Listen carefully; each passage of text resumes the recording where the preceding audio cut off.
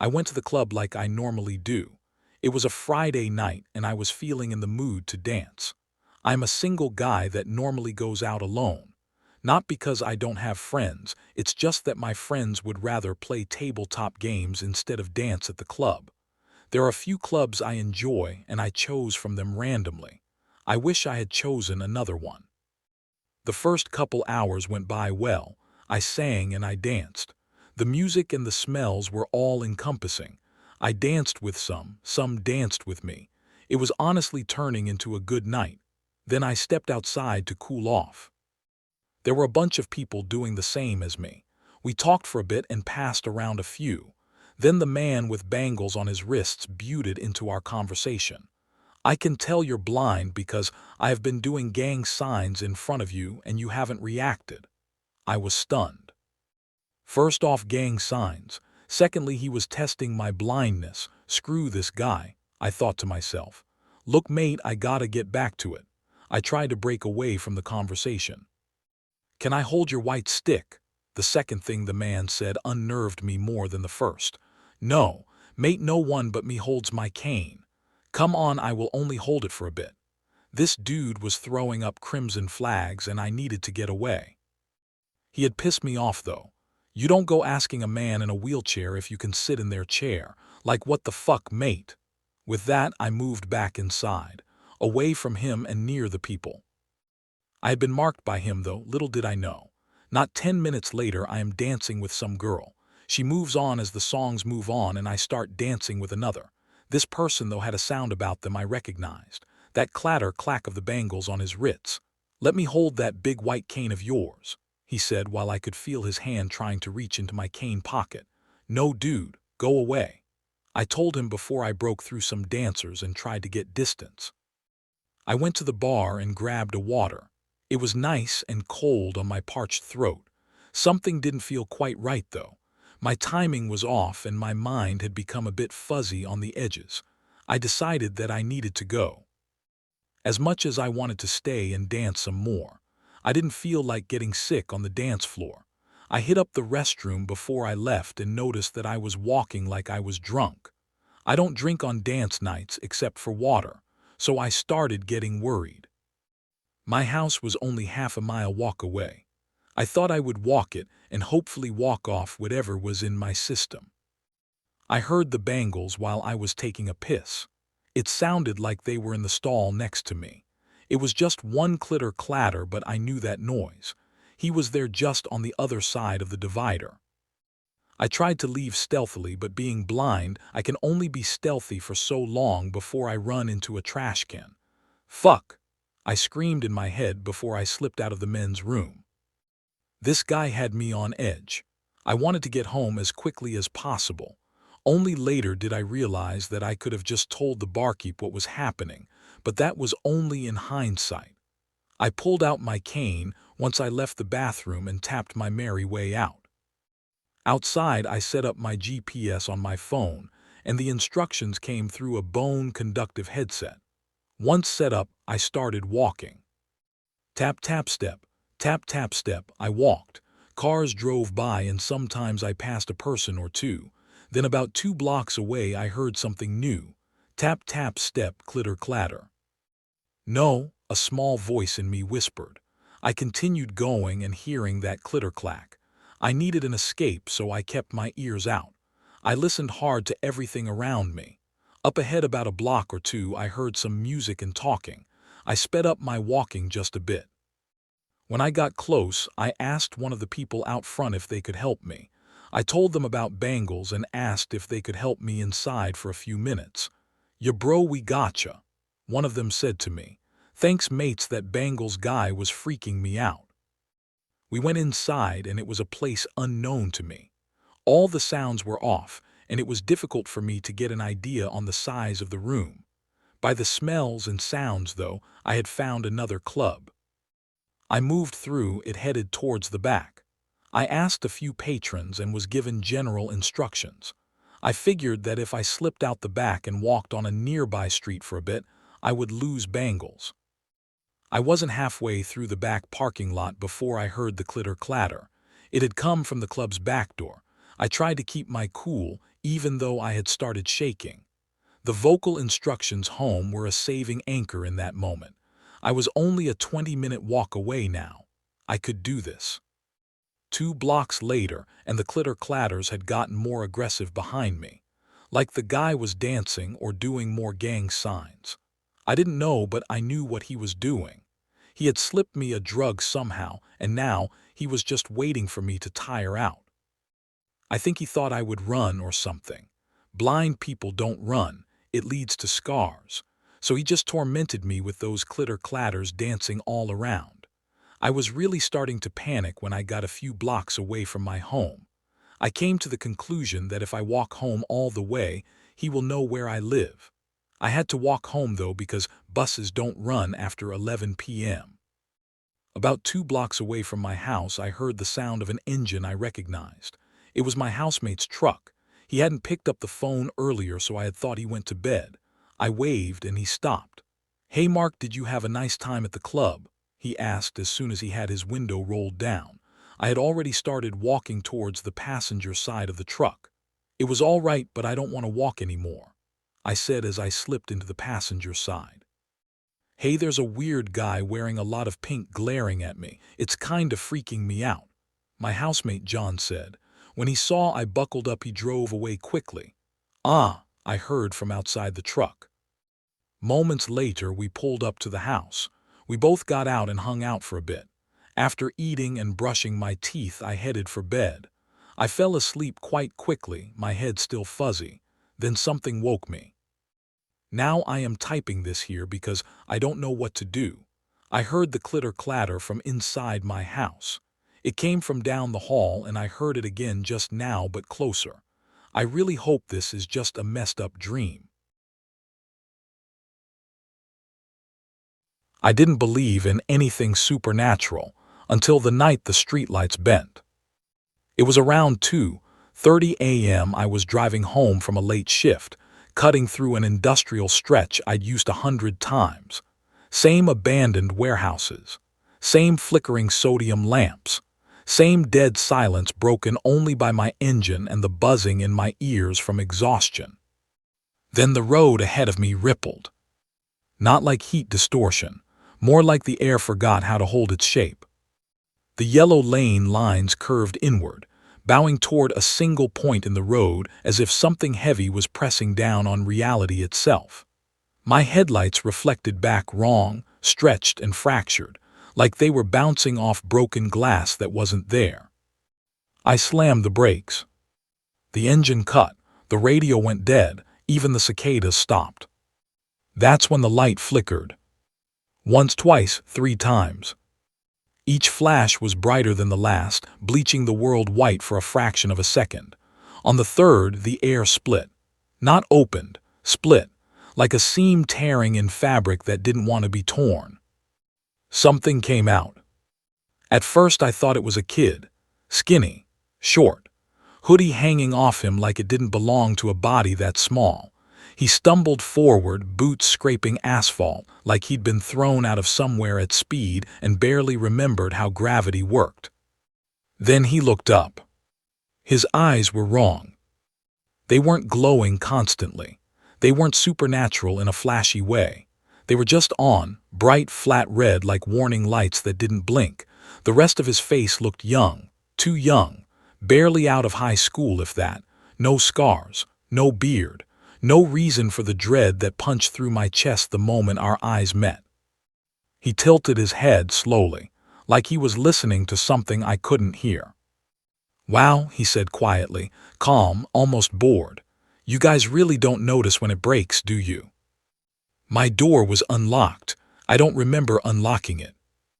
I remember trying to speak and realizing my throat wouldn't cooperate. I remember the pressure in my ears, like descending too fast in an airplane. I remember the streetlight behind him folding inward, the metal pole bending toward him without touching, like it wanted to kneel. He stepped closer.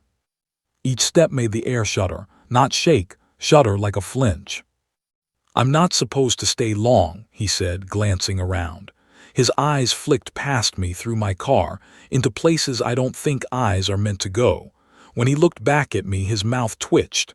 But you saw it, and now you're looking at me like you're gonna remember.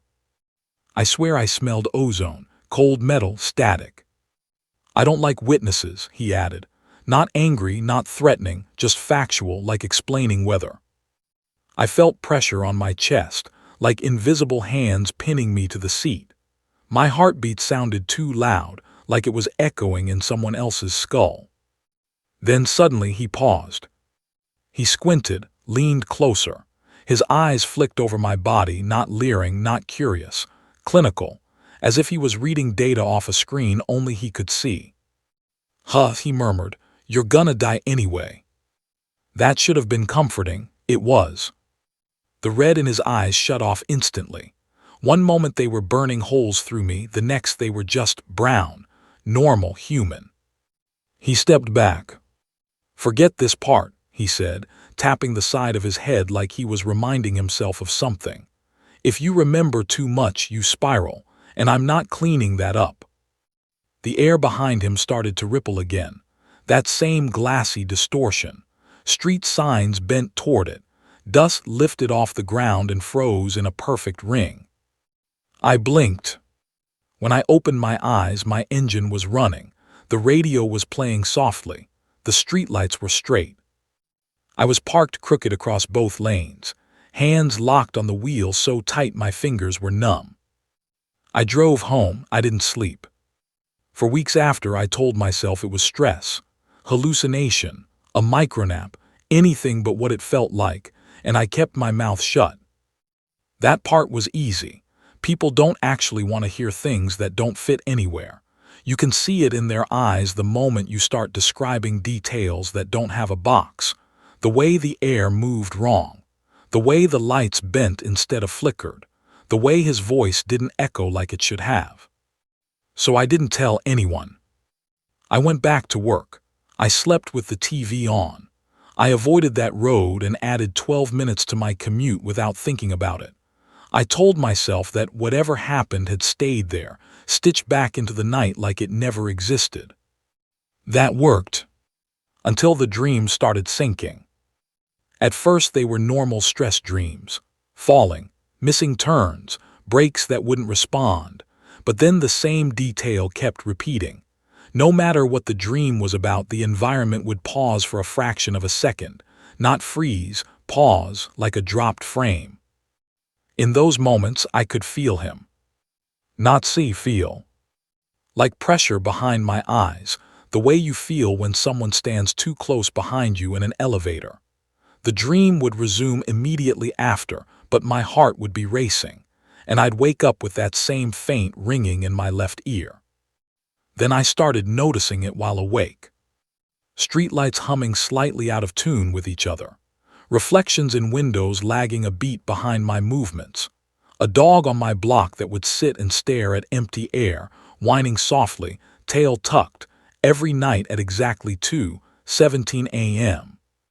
The worst part was that nothing ever escalated all at once. It never gives you the satisfaction of a single, this is it, moment. Just a slow accumulation of wrongness. The first time I lost time, it was only about 30 seconds. I was brushing my teeth, staring at myself in the mirror when I noticed my reflection blink out of sync. Not delayed, early. My eyes closed in the mirror before I felt my eyelids move. There was a soft click sound, like static snapping. Then I was standing in the same spot, toothbrush still in my mouth, foam dripping onto my shirt with my phone buzzing on the counter. 32 seconds had passed. No dizziness, no confusion, just the overwhelming sense that something had checked on me.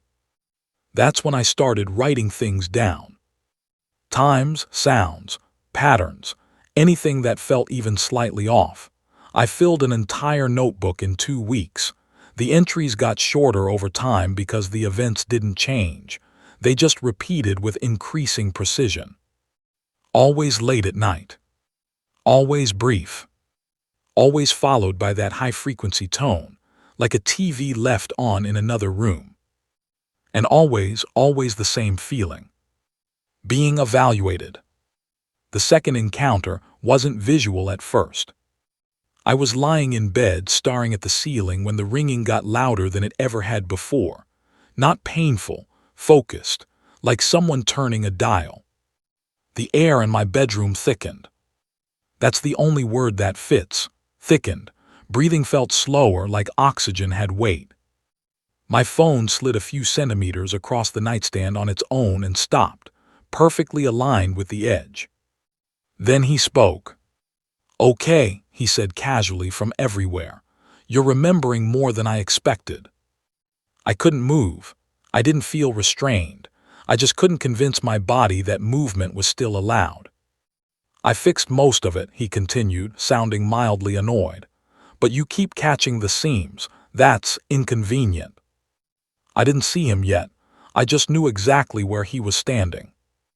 Right behind me. "I told you to forget this part," he said. My reflection appeared in the dark TV screen across the room before I felt him step into view. Hoodie. Same boots. Same too small frame that somehow bent the room around it. His eyes weren't glowing. That scared me more. "You're not special," he said, leaning against the wall like this was a routine follow-up appointment. "You're not chosen. You're not important. You just happened to look at the wrong second." He tilted his head, listening again. That same habit. "Yeah," he muttered, "thought so." Then he looked directly at me. "Here, the problem," he said. "I can erase memories. I can fold time around people. I can undo damage so clean you'd swear it never happened." My heart was pounding so hard, I thought it might give me away. "But once someone notices the structure," he continued, tapping his temple, "their brain starts doing the work for me. You start predicting the glitches, filling in the blanks." He smiled faintly, not cruel, not kind, just tired. "And eventually, that attracts attention." The room flickered. For a split second, I saw layers, walls thinned into outlines. My own body felt wrong, like I was aware of my heartbeat from the inside out. Then it stopped. He straightened. "I'm going to fix this one more time," he said. "After that, if you keep pushing, I won't bother." I tried to speak. I don't know what I would have said. He stepped back into the distortion that had already started forming behind him. The air folded. Light curved. The sound dipped like someone muted reality for half a breath. Before he disappeared, he glanced back. "Oh," he added, "if you ever hear the ringing get quiet instead of loud, don't look for me." Then he was gone. I woke up the next morning with my notebook blank. Every page, every timestamp, gone. I found his name by accident. Not online. Not in some dark forum or leaked file. It was written in the margin of a report that wasn't supposed to exist anymore. 3 months after the silence started, I was back at work on a late shift, helping archive old infrastructure surveys. The kind of stuff nobody looks at twice. Microfracture reports, stress tests, environmental anomalies that get blamed on equipment failure and quietly buried. One file refused to stay gone. Every time I deleted it, it reappeared in the same folder the next morning. Same timestamp, same checksum, like the system itself thought it belonged there. The title was simple. Summary LAVOIX. I didn't open it right away. That felt important somehow, like the delay mattered. When I finally did, the first thing I noticed was that the formatting was wrong. Paragraphs didn't line up cleanly. Margins drifted slightly inward the longer you read, like the document was collapsing under its own weight. There was no author listed. The opening paragraph didn't describe a person. It described a problem. Subject designation Lavoie is not a code name. It is self-assigned. The subject exhibits complete disregard for continuity, causality, and localized physical limits. Attempts to classify the subject as human, post-human, or external entity are inconclusive. I scrolled. Every incident matched the same pattern I'd experienced. Localized distortions, light behaving incorrectly, Witnesses reporting ringing, vertigo, time skips, animals reacting before events occurred. The reports span decades. Different cities, different countries, different eras. Same description.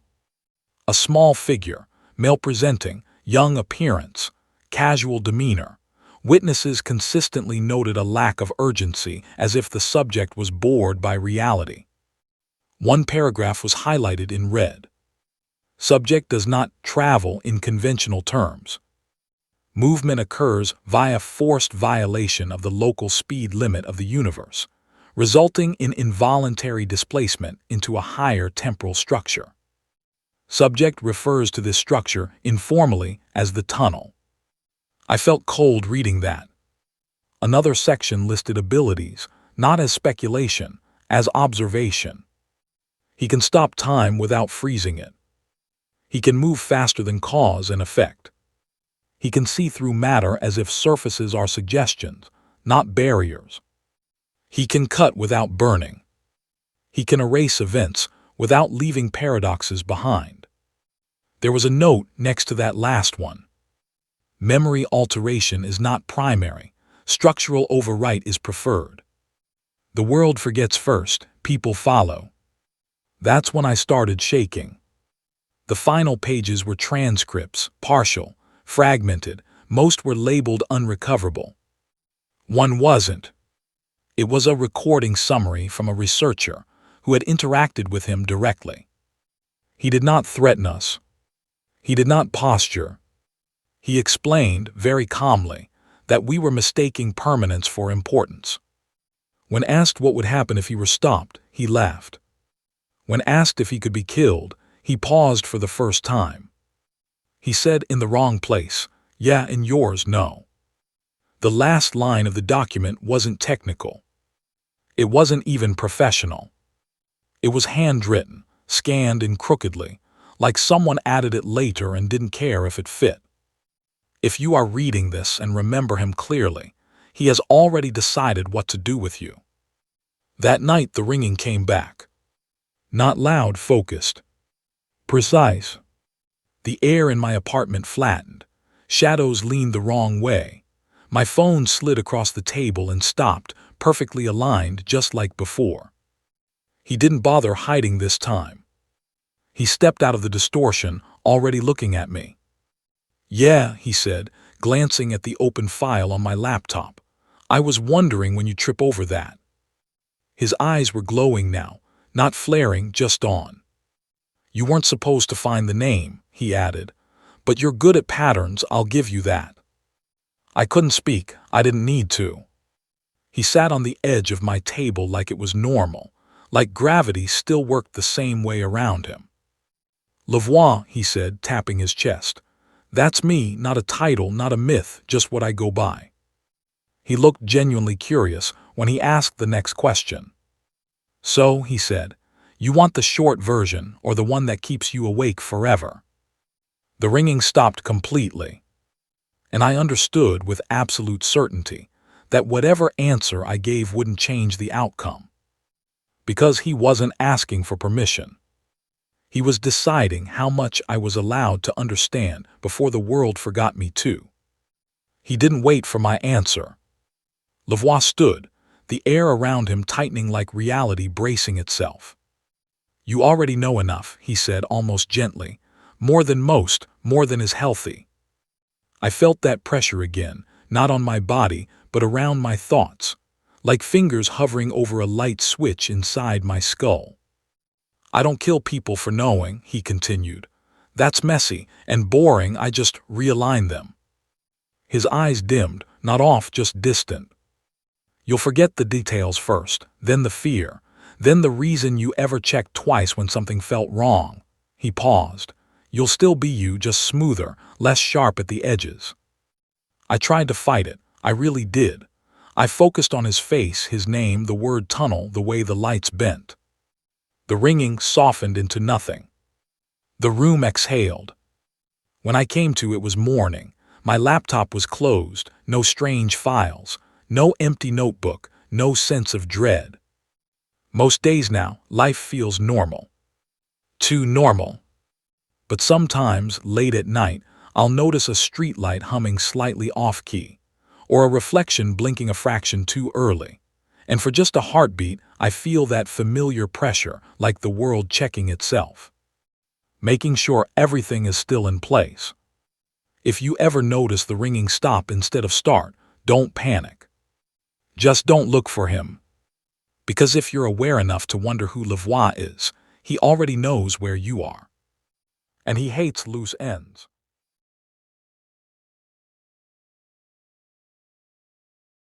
I was about 4 hours into a 6-hour drive when I realized I needed to stop. Not just for gas, but because I was falling asleep at the wheel. My eyes kept drifting shut for half a second at a time.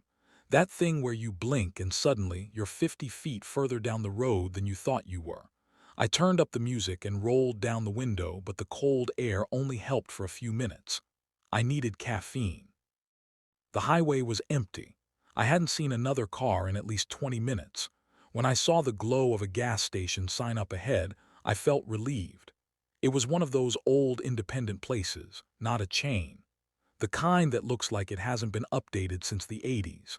A single building with 2 pumps out front and a hand-painted sign that said, "Last stop for 70 miles." I pulled in and parked at the pump.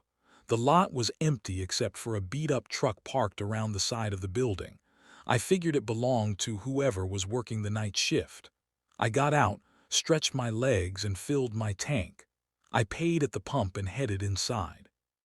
I should have just gotten back in my car and left, but I needed that coffee, and I needed to use the bathroom, so I walked inside. The store was small. A few aisles of snacks and car supplies. A coffee station in the back corner with those glass pots that had probably been sitting on the burner for hours. A cooler full of sodas and energy drinks along the back wall. The lights were that harsh fluorescent kind that made everything look slightly off. The attendant was behind the counter. He was maybe 50 with thinning gray hair and a face that looked like it hadn't slept in days. He had the TV on, some late-night infomercial with the sound turned low. He looked up when I walked in and something in his expression changed, just for a second, like he was surprised to see me, or worried. "Evening," he said. "Hey, just grabbing a coffee." I walked to the back and poured myself a cup. It was burnt and bitter, but I didn't care. I just needed the caffeine to get me through the next 2 hours. I grabbed a candy bar too and brought everything to the counter. The attendant rang me up slowly. He kept glancing past me toward the windows, toward my car. "Driving alone?" he asked. "Yeah. Long trip. Few more hours." He nodded but didn't say anything else. He was staring at the window again. I turned to look, but there was nothing out there, just my car at the pump, the empty highway beyond. "Something wrong?" I asked. He looked at me for a long moment. Then he slid a piece of paper across the counter, a napkin. He had written on it in pen, "You're being followed. Don't go back to your car." I stared at the napkin. Then I looked back up at him. His face was completely serious. "What are you talking about?" He held up a hand. "Keep your voice down. Look at the monitor." He pointed to a small security screen mounted on the wall behind the counter. It showed a black and white feed of the parking lot. My car was there. And someone was standing next to it. My stomach dropped. The figure was on the passenger side, just standing there facing the store. I couldn't make out any features. They were wearing dark clothes and their face was in shadow. I spun around and looked out the window. There was no one there. Just my car, empty lot, nothing. I looked back at the monitor. The figure was still there, standing in the same spot. "What the hell?" I whispered. "It doesn't show up when you look directly," the attendant said. "Only on the cameras. I don't know why. I don't know what it is. But I know what happens to people who go out there when it's waiting for them." My heart was pounding. I looked out the window again. Nothing. Back at the monitor, the figure had moved. It was closer to the front of my car now, still facing the store. "This is insane," I said. "This has to be some kind of trick." I wish it was. He reached under the counter and pulled out a folder. Inside were printed news articles, missing persons reports, headlines about bodies found on the highway. 4 people in the last 8 months, he said. All of them stopped here late at night. All of them went back to their cars even after I warned them. They found them a few miles down the road. Cars stopped in the middle of the highway, engines still running, drivers still in their seats, eyes open, no marks on them. Coroner said their hearts just stopped. I felt dizzy. This couldn't be real. I looked at the articles, the photos of the victims, a young woman, a middle-aged man, a couple in their 30s, real people, real deaths. Why haven't the police done anything? I asked. Done what? There's nothing to investigate. No signs of foul play, no witnesses, just people dying on a lonely stretch of highway. Happens all the time. They chalk it up to fatigue or medical emergencies. I looked at the monitor again. The figure was even closer now, standing right in front of my car. How long does it stay? I asked. Until sunrise usually, sometimes longer, but if you stay inside you're safe. It can't come in here. Why not? He shrugged. I don't know, I stopped asking questions like that months ago. I just know the rules, stay inside when it's dark. Don't go out to the lot, wait for daylight. I wanted to argue. I wanted to tell him he was crazy, but I couldn't explain the figure on the monitor. I couldn't explain why it wasn't there when I looked with my own eyes. Okay, I said, I'll wait. He looked relieved. Good, smart. You can sit in the back if you want, there's a couch. I've got some magazines, it's only about 4 hours until sunrise. He walked to the front door and locked it. The click of the deadbolt was loud in the quiet store. Just in case, he said. Sometimes people panic and try to run. This way you won't do anything stupid. Something about the way he said it made me uncomfortable, but I told myself he was just being cautious. He was trying to help. I sat down on a stool near the counter. The attendant went back to watching his infomercial. Every few minutes I would look at the monitor. The figure was always there, sometimes in a different position, sometimes closer to the building, but always there. After about an hour, I asked if I could use the bathroom.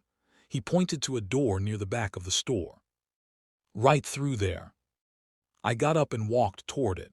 As I passed the counter, I glanced at the security monitor again. Something was different. It took me a second to realize what it was. The timestamp. The footage showed 11:47 p.m., but it was after 3 a.m. now. I had checked my phone when I first came inside. It was definitely past 2.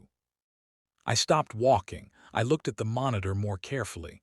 The footage wasn't live. It was a loop, the same few minutes playing over and over. My blood went cold. I looked out the window at my car, really looked this time. There was no one out there. There had never been anyone out there. I kept my voice calm. Hey, what time does that camera say? He didn't answer for a second. When I turned around, he was standing right behind me.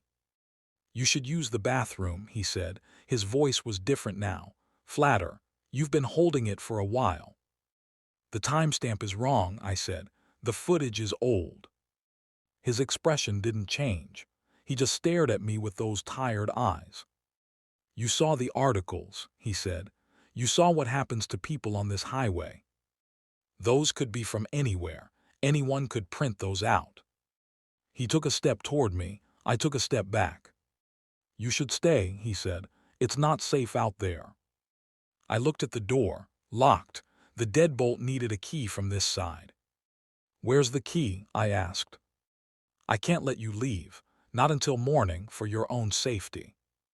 I backed up further. My hand found the door handle to the back room. I pushed it open and stepped through. It wasn't a break room. It was a storage space. Dim light from a single bulb.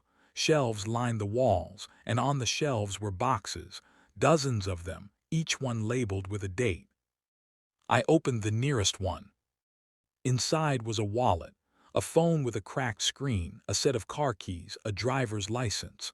The photo showed a young woman, blonde hair, smiling. I recognized her face from the articles. I opened another box, different items, different license, the middle-aged man. He hadn't been warning those people. He had been taking them.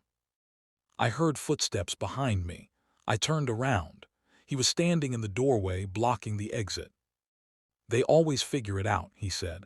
But by then it's too late. No cell signal out here. Nearest town is 40 miles. No one to hear you scream. He was holding something, a length of cord. I backed into the shelves. My hand closed around something heavy, a wrench, old and rusted but solid. You don't want to do this, he said. It'll be easier if you just cooperate. He stepped forward. I swung. The wrench connected with the side of his head. He staggered sideways and hit the wall. I didn't wait to see if he went down. I ran past him through the doorway into the main store. The front door was still locked. I grabbed a stool from the counter and swung it at the glass window. It cracked but didn't break. I swung again.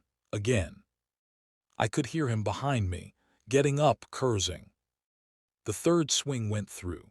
I knocked out the remaining glass with the stool and climbed through the window frame. Shards cut my arms and legs, but I didn't care. I dropped onto the pavement outside and ran for my car. My keys were still in my pocket. My phone was still in the cup holder where I left it. I got in and started the engine. In the rearview mirror, I saw him stumbling out through the broken window. I floored it. I drove for an hour without stopping.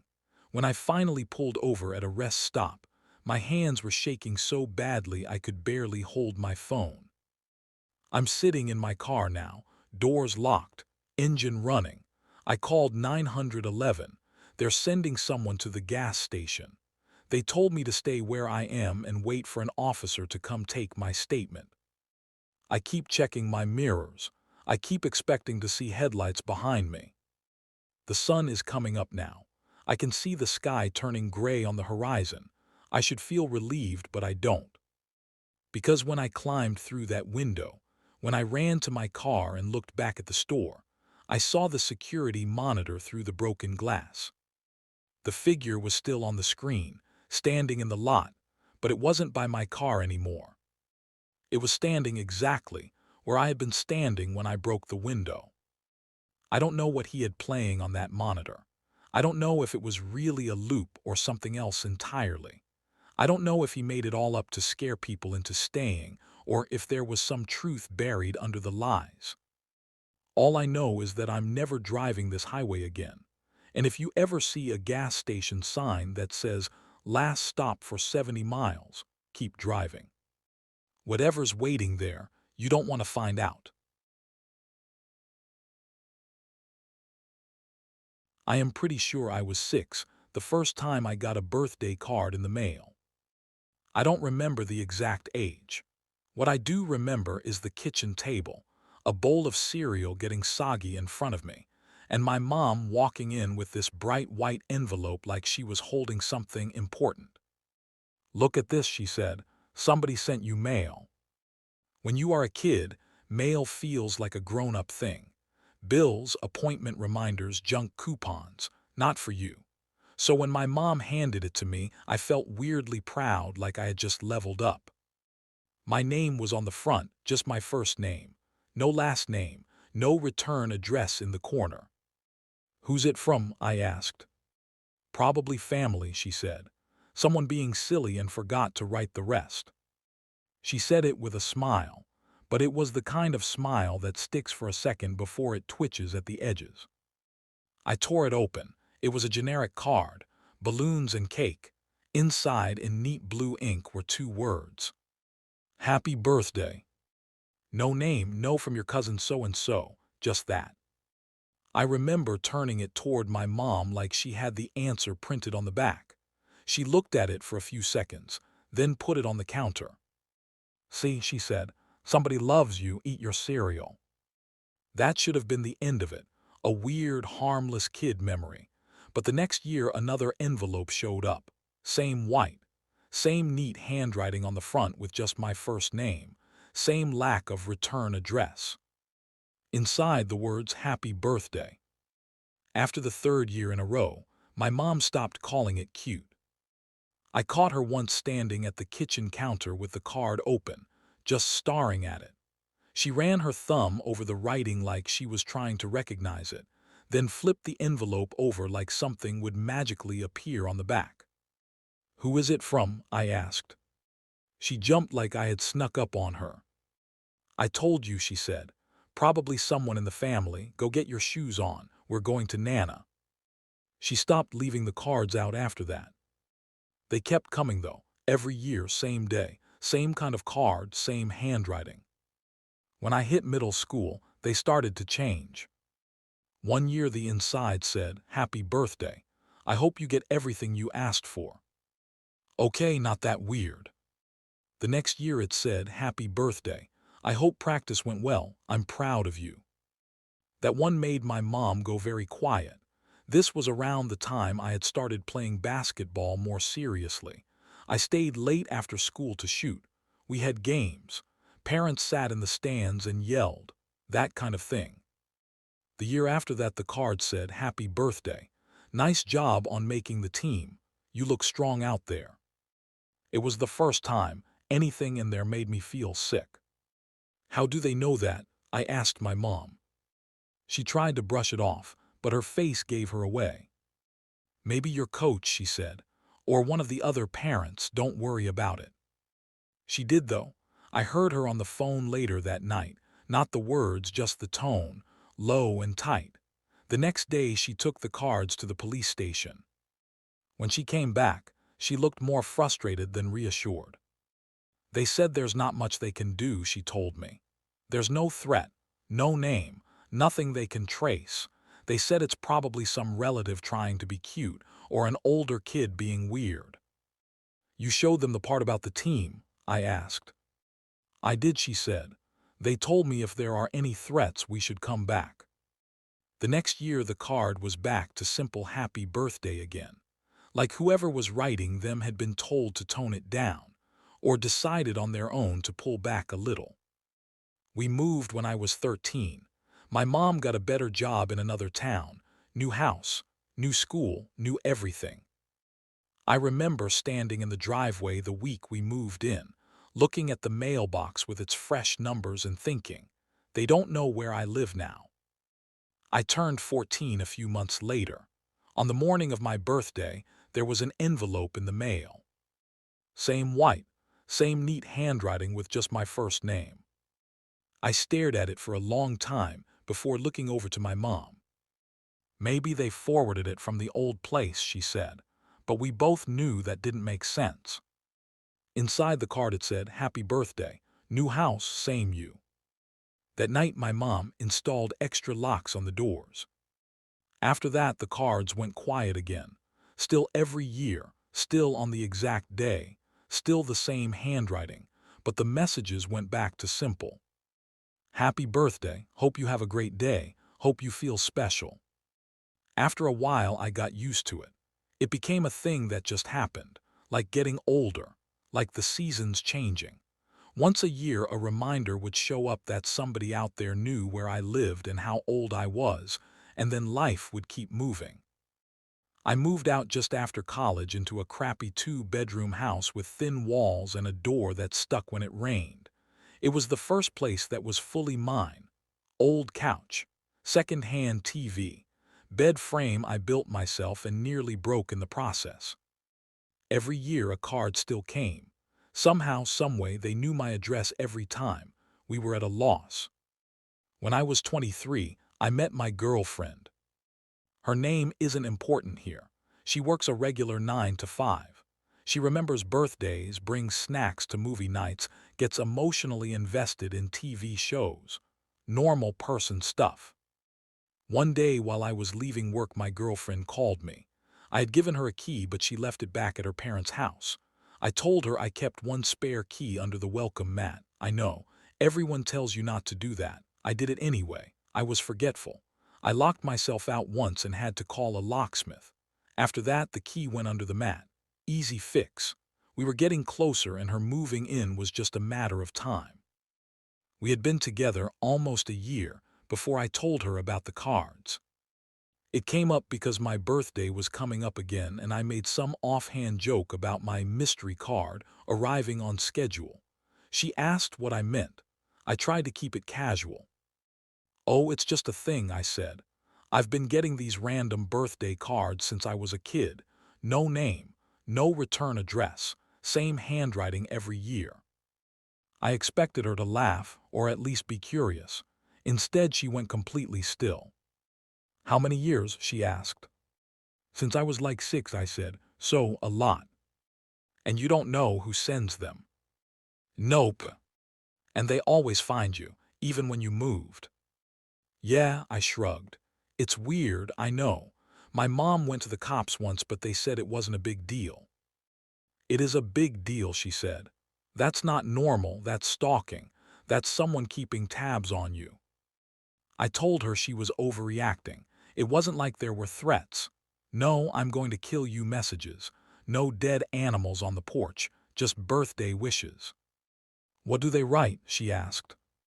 "Most of the time just happy birthday," I said. "Sometimes something like, hope you have a great day." That kind of thing. She stared at me like I had 3 heads. "We should go to the police," she said. "They won't do anything," I told her. "They didn't when my mom went. There's nothing to go on." She let it go for the moment, but I could tell she didn't like it. A few days later, she sent me a link to a doorbell camera and said, "I'll split it with you." I ordered it. It felt like an easy compromise. The camera came. I set it up. For a few months, it was just a nice way to see when packages arrived. I got used to checking it when I was at work, watching delivery drivers drop things off and neighbors walk their dogs. My birthday this year falls on a weekday. About a week before it, stuff started showing up. The first one was my favorite takeout. The place around the corner that does those big greasy burgers I always say I need to stop eating. The driver calls me from outside and says, "I'm outside with your online order," and I almost tell him he has the wrong number. I open the door, bag in hand, receipt stapled to the top. No name in the from spot, just my address, paid online. I assume it is her. I text my girlfriend a picture of the bag. "You really trying to clog my arteries before my birthday?" She replies a minute later. "What are you talking about?" The burger is still warm, fries perfect, grease soaking through the paper in the exact way I like. I read the receipt again. No name, no little message line. "You didn't send this," I type. "No, is this a bit, or did someone send you food?" I sit there for a second, thumb hovering over the screen.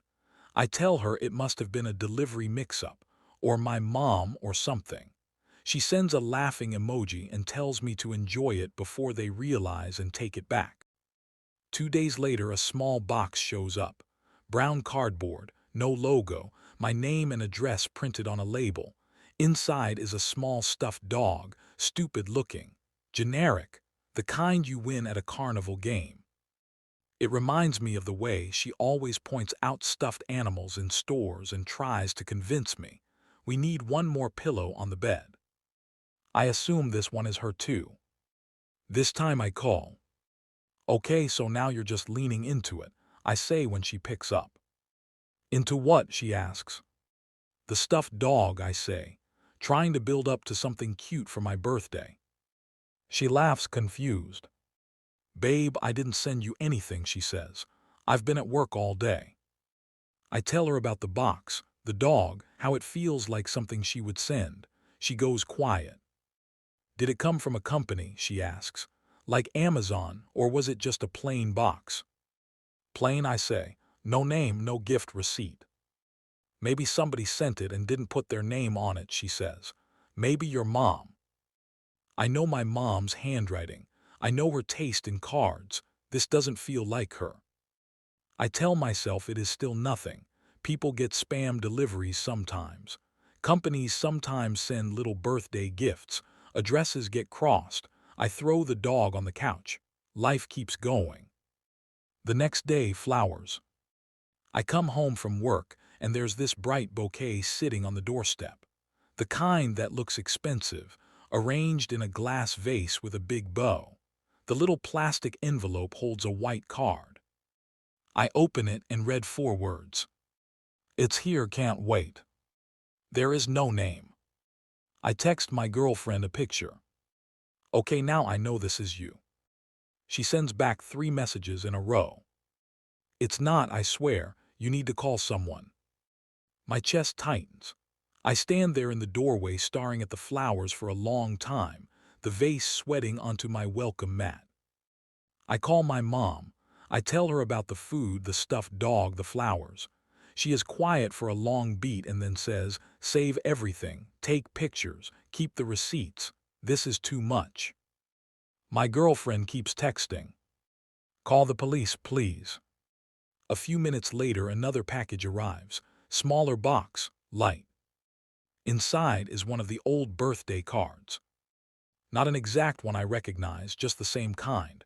Balloons, cake, glossy print. Inside, in that same neat blue ink, are 3 words. Counting down now. I stare at the handwriting until my eyes blur. My girlfriend texts me again. "This isn't a fun story anymore," she says. "This is serious. I'm scared for you." The next package comes later, that night just around dinner time. I almost don't open the door when the bell rings. I watch through the camera instead. I see the delivery driver set a box down, take a picture, walk away. Plain brown cardboard. No logo, no return address. Just my name and my address printed neatly. My hands are shaking when I open it. Inside is my spare key. The one from under the mat.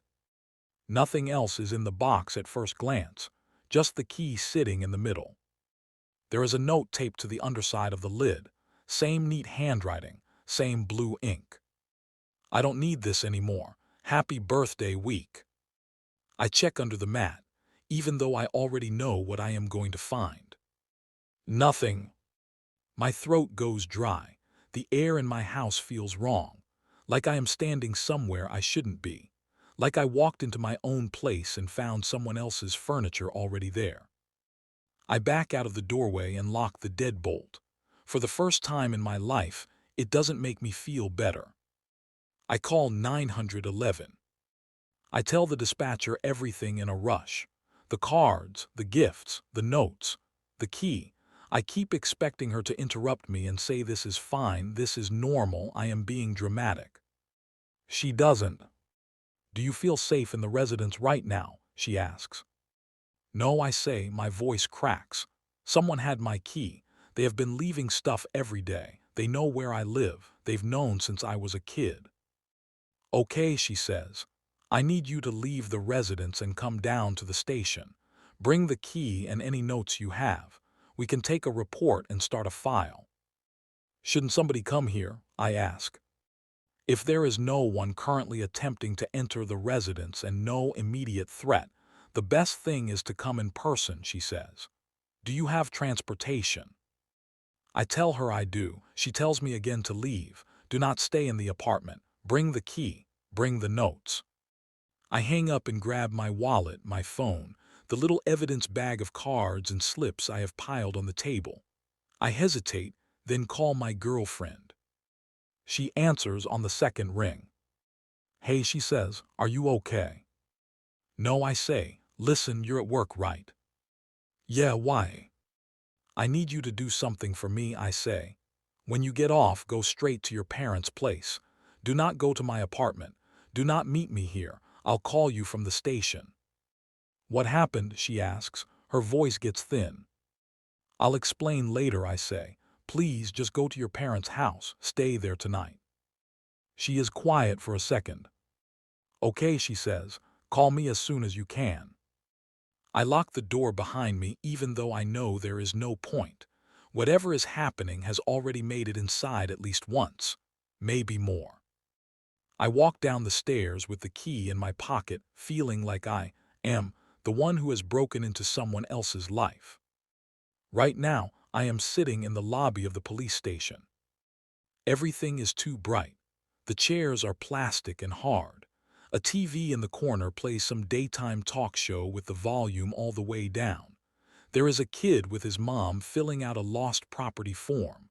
A guy arguing at the front desk about getting his car out of impound. I am holding a clear plastic bag with a key and a stack of folded cards inside. My name has not been called yet. I have been here long enough that my leg won't stop bouncing. My phone buzzes. For a second I think it is my girlfriend or my mom. It is a notification from my video doorbell. Motion detected at your front door. My heart drops into my stomach. For a second, all I can think is she didn't listen. She went to the house anyway. I fumble with the phone, nearly drop it, catch it between my hands. I tap the notification with my thumb and the live feed pops up. It is not her. A man is standing on my front step with his back to the camera. He is big, not just tall but wide. Heavy shoulders stretching the fabric of a dark jacket, hood up, hands at his sides. He stands so still that at first I think the feed has frozen. Then I hear him breathing. It comes through the little speaker, slow, steady breaths, in, out, like he is calming himself down. He is angled perfectly so that the doorbell camera cannot see his face. Just the side of his jaw in the porch light, the curve of his ear, the back of his head. He does not knock right away. He just stands there. "You're being quiet today," he says finally. His voice is calm, softer than I expect. A little higher too, not some monster movie growl, just a regular man's voice with something cold behind it. "I know you're there," he says. "You shouldn't keep me waiting." I grip the phone so hard my fingers hurt. I look up at the front desk, but nobody is looking at me. Nobody knows that on my screen, a man is standing outside my front door talking to an empty house like I am in there listening. "You know what today is," he says. "My favorite day." He lets that hang there. "Your birthday," he says. He lifts one hand. It is big enough to cover most of the doorbell housing as it moves past. The cuff of his jacket rides up showing a wrist with pale skin and dark hair. He knocks 3 times. Each knock is slow and heavy, echoing through the tiny speaker. Knock, knock, knock. I feel it in my chest like he is hitting me instead of the door. "Come on," he says, a little more excited now. "You're being rude." He knocks again, harder this time. "Open the door," he says. "It's time to celebrate." I stare at the screen. People move around me in the station. A printer whirs. Someone laughs at something the clerk says. None of them can hear the man at my door. "Open the door," he screams suddenly. The calm is gone. His voice cracks with something like joy. "It's time to celebrate." He pounds his fist against the door. The camera shakes. The porch light flickers. He stays facing the door. He never turns around. He doesn't need to see me. In his mind, he already does. Nobody has called my name yet. He hits the door again, and again, and again. He is still knocking. He is still waiting for me. My childhood friend used to eat silica gel packets. Now he's unrecognizable. Most of the time when you hear about weird kids eating weird things, it's stuff like paste, not silica gel packets. But growing up, that's exactly what my childhood best friend Ellis would do each day. I still remember the day that we first met in grade 1. I was sitting out in the schoolyard during recess, on the one day that my mom forgot to pack me a snack. Ellis saw me without anything to eat and without me even asking for anything, handed me a packet of salted pretzels. I smiled awkwardly, stuffed it in the bottom of my school bag, and then told him apologetically that I don't like pretzels. We both started laughing and the friendship grew from there. Ellis shared a lot of interests with me, in that we were both geeky and bookish types who loved sci-fi movies and fantasy novels. We would spend hours talking with each other about our favorite fictional characters. "You know, the packet says not to eat those. I told him gingerly one lunchtime as he munched away on the moisture-absorbing silica crystals. I pointed to the print saying, "Warning, do not eat," on one of the synthetic sachets which were included in most snack packaging. "It's fine," he said, tipping the sachet back into his mouth. "It's actually harmless. They only put that 'cause it's a choking hazard, and I know how to chew." Unfortunately for Ellis, his unconventional snacking habit didn't go unnoticed in our grade. It didn't take for long for other students to notice him eating the silica gel packets and begin making up taunts and jeers about it. He's eating that gross white powder stuff," laughed one bully, standing over poor Ellis. "What a freak." "Yeah, Martian boy, do they eat gel packets back on your home planet?" A girl laughed, waving her hand in front of his glasses. "I made some science chemicals in the chem lab today. You should drink those too, nerd," jeered another bully, gawping at the discarded preservative sachet.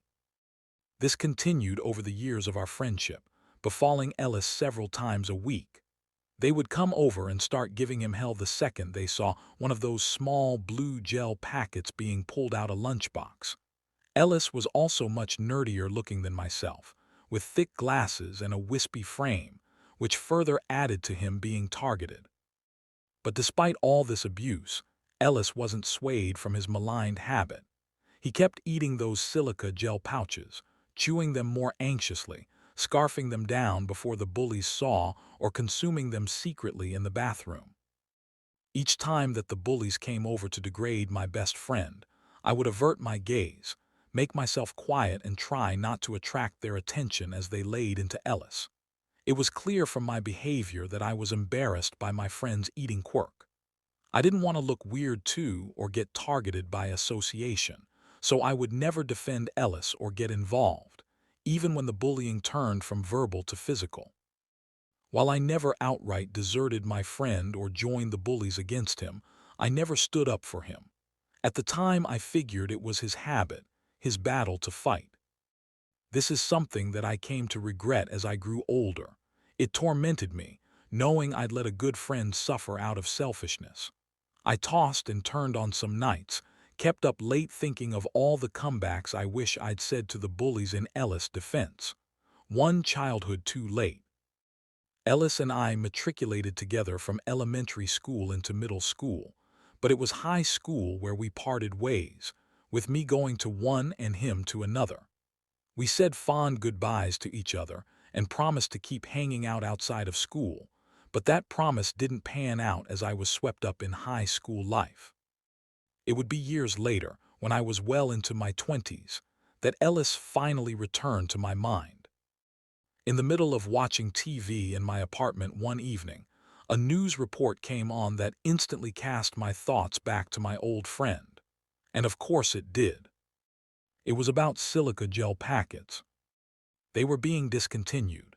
Specifically, the brand that had been in all our snacks and treats throughout our school days, which is why it was the only brand of silica that Ellis had eaten. According to the news report, the brand, Crystal, were being discontinued due to severely toxic substances present in them. The news reporter's words chilled me to my core. They're a simple part of food packaging designed to keep our food dry, but the question is, are they truly safe? Not those from this local producer of them. It is being alleged that Crystal silica gel packets were created with scientific waste products, which were not thoroughly understood by researchers at the time. Fortunately, foods stored with the packets were protected from this substance by the plastic packaging. It is also not harmful in trace quantities. However, we urge anyone who has accidentally consumed this silica gel and is experiencing health issues to contact 9 News. Switching off the TV, my blood ran cold for Ellis. That surely didn't bode well for his health. That poor kid had eaten several of those sachets every day for his entire childhood. If they were worried about someone eating an odd packet here or there, what would all that do to him? After all, those sachets were allegedly made from discarded waste products, a byproduct of scientists studying crystallization. Apparently, those crystals had vastly more absorbency than normal silica crystals, which is why the company used them to cut corners, but there had to be a trade-off somewhere. A terribly sad thought dawned on me as I wondered if my old friend was even still alive. He could have died from this poisoning during the 15 years since I'd seen him, and I'd have no idea. Pulling out my phone, I gave him a quick search on Facebook. And there was his profile. While populated with few friends, his page looked like it had at least had some activity until earlier this year. The most ominous thing, though, is that there were no profile pictures of him on the page. Instead, he just used various fictional characters' pictures. His current profile picture, a picture of the Wampa ice monster from Star Wars, and he'd updated that just a few weeks ago. Well, at least his love for geeky movies hadn't changed. I went to bed that night reassuring myself that my old friend was probably fine, and that if he was dead, he wouldn't be updating anything on Facebook. I still couldn't bring myself to reach out to him, but was content knowing he was likely fine.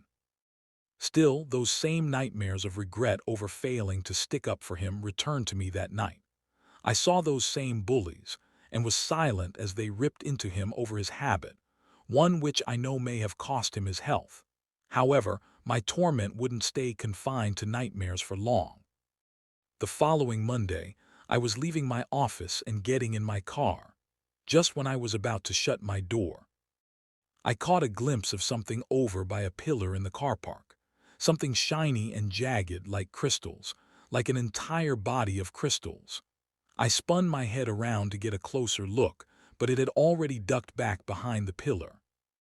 Right then probably would have been the best time for me to investigate what I saw. But instead, I dismissed the strange sight as a passerby's reflection in a chrome car and pulled out of the parking lot. I didn't see the crystal creature in my workplace parking lot again. But this didn't bring me comfort because, instead, I now started seeing it on my various car rides back home. First on the street outside my office building, then at the intersection further down the road, then at the bus stop past the intersection, then in an alley further into my route. I never saw it for more than a few seconds in the evening dark, but it was unmistakable now. There existed some kind of stealthy humanoid creature, completely encased in sharp crystals. And even worse, day by day, it was following me home. I had only seen that glint of synthetic crystalline substance in one place before, but I'd seen it every day for years. And that was in the silica gel sachets Ellie's would dig into daily. I could put two and two together. The news report about my friend's crystal snack being toxic and the strange crystal monster stalking me. Again, I jumped online at home and started looking old schoolmates up. But this time, instead of Ellis, it was the names of the kids who had bullied him. Their little gang had been made up of about 5 people, and it only now occurred to me that I hadn't heard anything concerning them for years. Searching each of their names, I was shocked to see obituaries. Roy, the leader, had been butchered in his sleep in an unsolved home invasion. Shauna, another of the crew, had suffered a similar fate, having her body ripped apart by an intruder while her family slept. One by one, I learned of each of the animalistic and brutal killings, with descriptions of the former bullies having their flesh pierced and shredded. Found on each of the bodies and in their wounds was a crystal substance. Authorities suspected it was a drug of some kind used by a junkie assailant. I knew instead that it had come from the jagged limbs of the killer itself. I also now knew one more thing, that the creature that had done these killings, my old buddy, had one final target it was coming to kill. He wanted revenge against me for not standing up for him. Helplessness could have consumed me at that moment, but I fought to keep myself rational and calm. Ellis had only killed its targets while they were in bed sleeping, I recalled. It had likely needed to catch them unawares, because it was too physically fragile to kill them otherwise. If Ellis came anywhere near me while I was awake, I would have the power to injure or, if need be, kill him. It hurt me to think about my old pal like that, but I wasn't going to let him savage me while I slept, interrupt my guilty nightmares about him with a real one. That night, I reinforced the door to my apartment with multiple locks and a security alarm. I also made the doorman aware of a deformed intruder which may attempt to force its way up to my apartment, leaving out the part about it being a literal crystal monster, of course. Finally, I left a baseball bat near my bedside table. One hit from that would turn my vengeful monstrified friend into a pile of glass. I don't know how I managed to doze off that night, knowing what lay outside coming to kill me, but I somehow did, revisiting my standard regretful dreams. This time, I was one of the bullies, joining in on insulting Ellis. In his eyes, I might as well have been. Suddenly, I was startled awake by the sound of a cupboard door slamming. It was my closet door. I looked up, eyes groggy in the lamplight, and finally saw him up close. Ellis. The creature was horrific, composed of flesh warped into numerous white crystal shards jutting from his body at all angles, as if he'd been frozen in ice stalactites. But these would never melt off. Underneath the translucent white, I saw nothing of his long encased, original body. As it approached my bed, I tried to put my plan into action. But my bat was only knocked to the ground by my shaking hand, rolling underneath the bed. Transfixed and defenseless, I waited for Ellis to give me what I perhaps deserved. "I'm sorry, buddy," I said resolutely. "I'm sorry for what happened to you and sorry for not protecting you when you needed it." The crystal creature barely registered my words, instead reaching underneath the bed. Was he going to bludgeon me with my own bat? To my confusion, the shifting mass of crystals stood up, not with my bat, but with my old school bag from elementary. I'd held on to that for years out of sentimentality. Realization began to dawn on me as its jagged hand rummaged in the bag before pulling out a very old packet of pretzels. Those sharp hands tore the packet apart with ease, scattering pretzels on the ground, and plucked it out. The last Cristal silica gel sachet in existence. I watched with awe as it shoved the sachet's contents into its mouth, like Ellis had every recess, and munched it with crystal shard teeth. This entire time, it had wanted that discontinued silica sachet, not to violently kill me like Ellis bullies. He'd never considered me one of them after all. With his one purpose sated, this unearthly being my friend had mutated into shambled backwards. Then, very suddenly, it dove out of the open bedroom window it had entered through. A second later, the sound of shattering glass echoed from the ground. All that was left of him below was a mass of crystal shards and flesh chunks. I went back to sleep that night and slept well for the first time in a long time, safe and forgiven.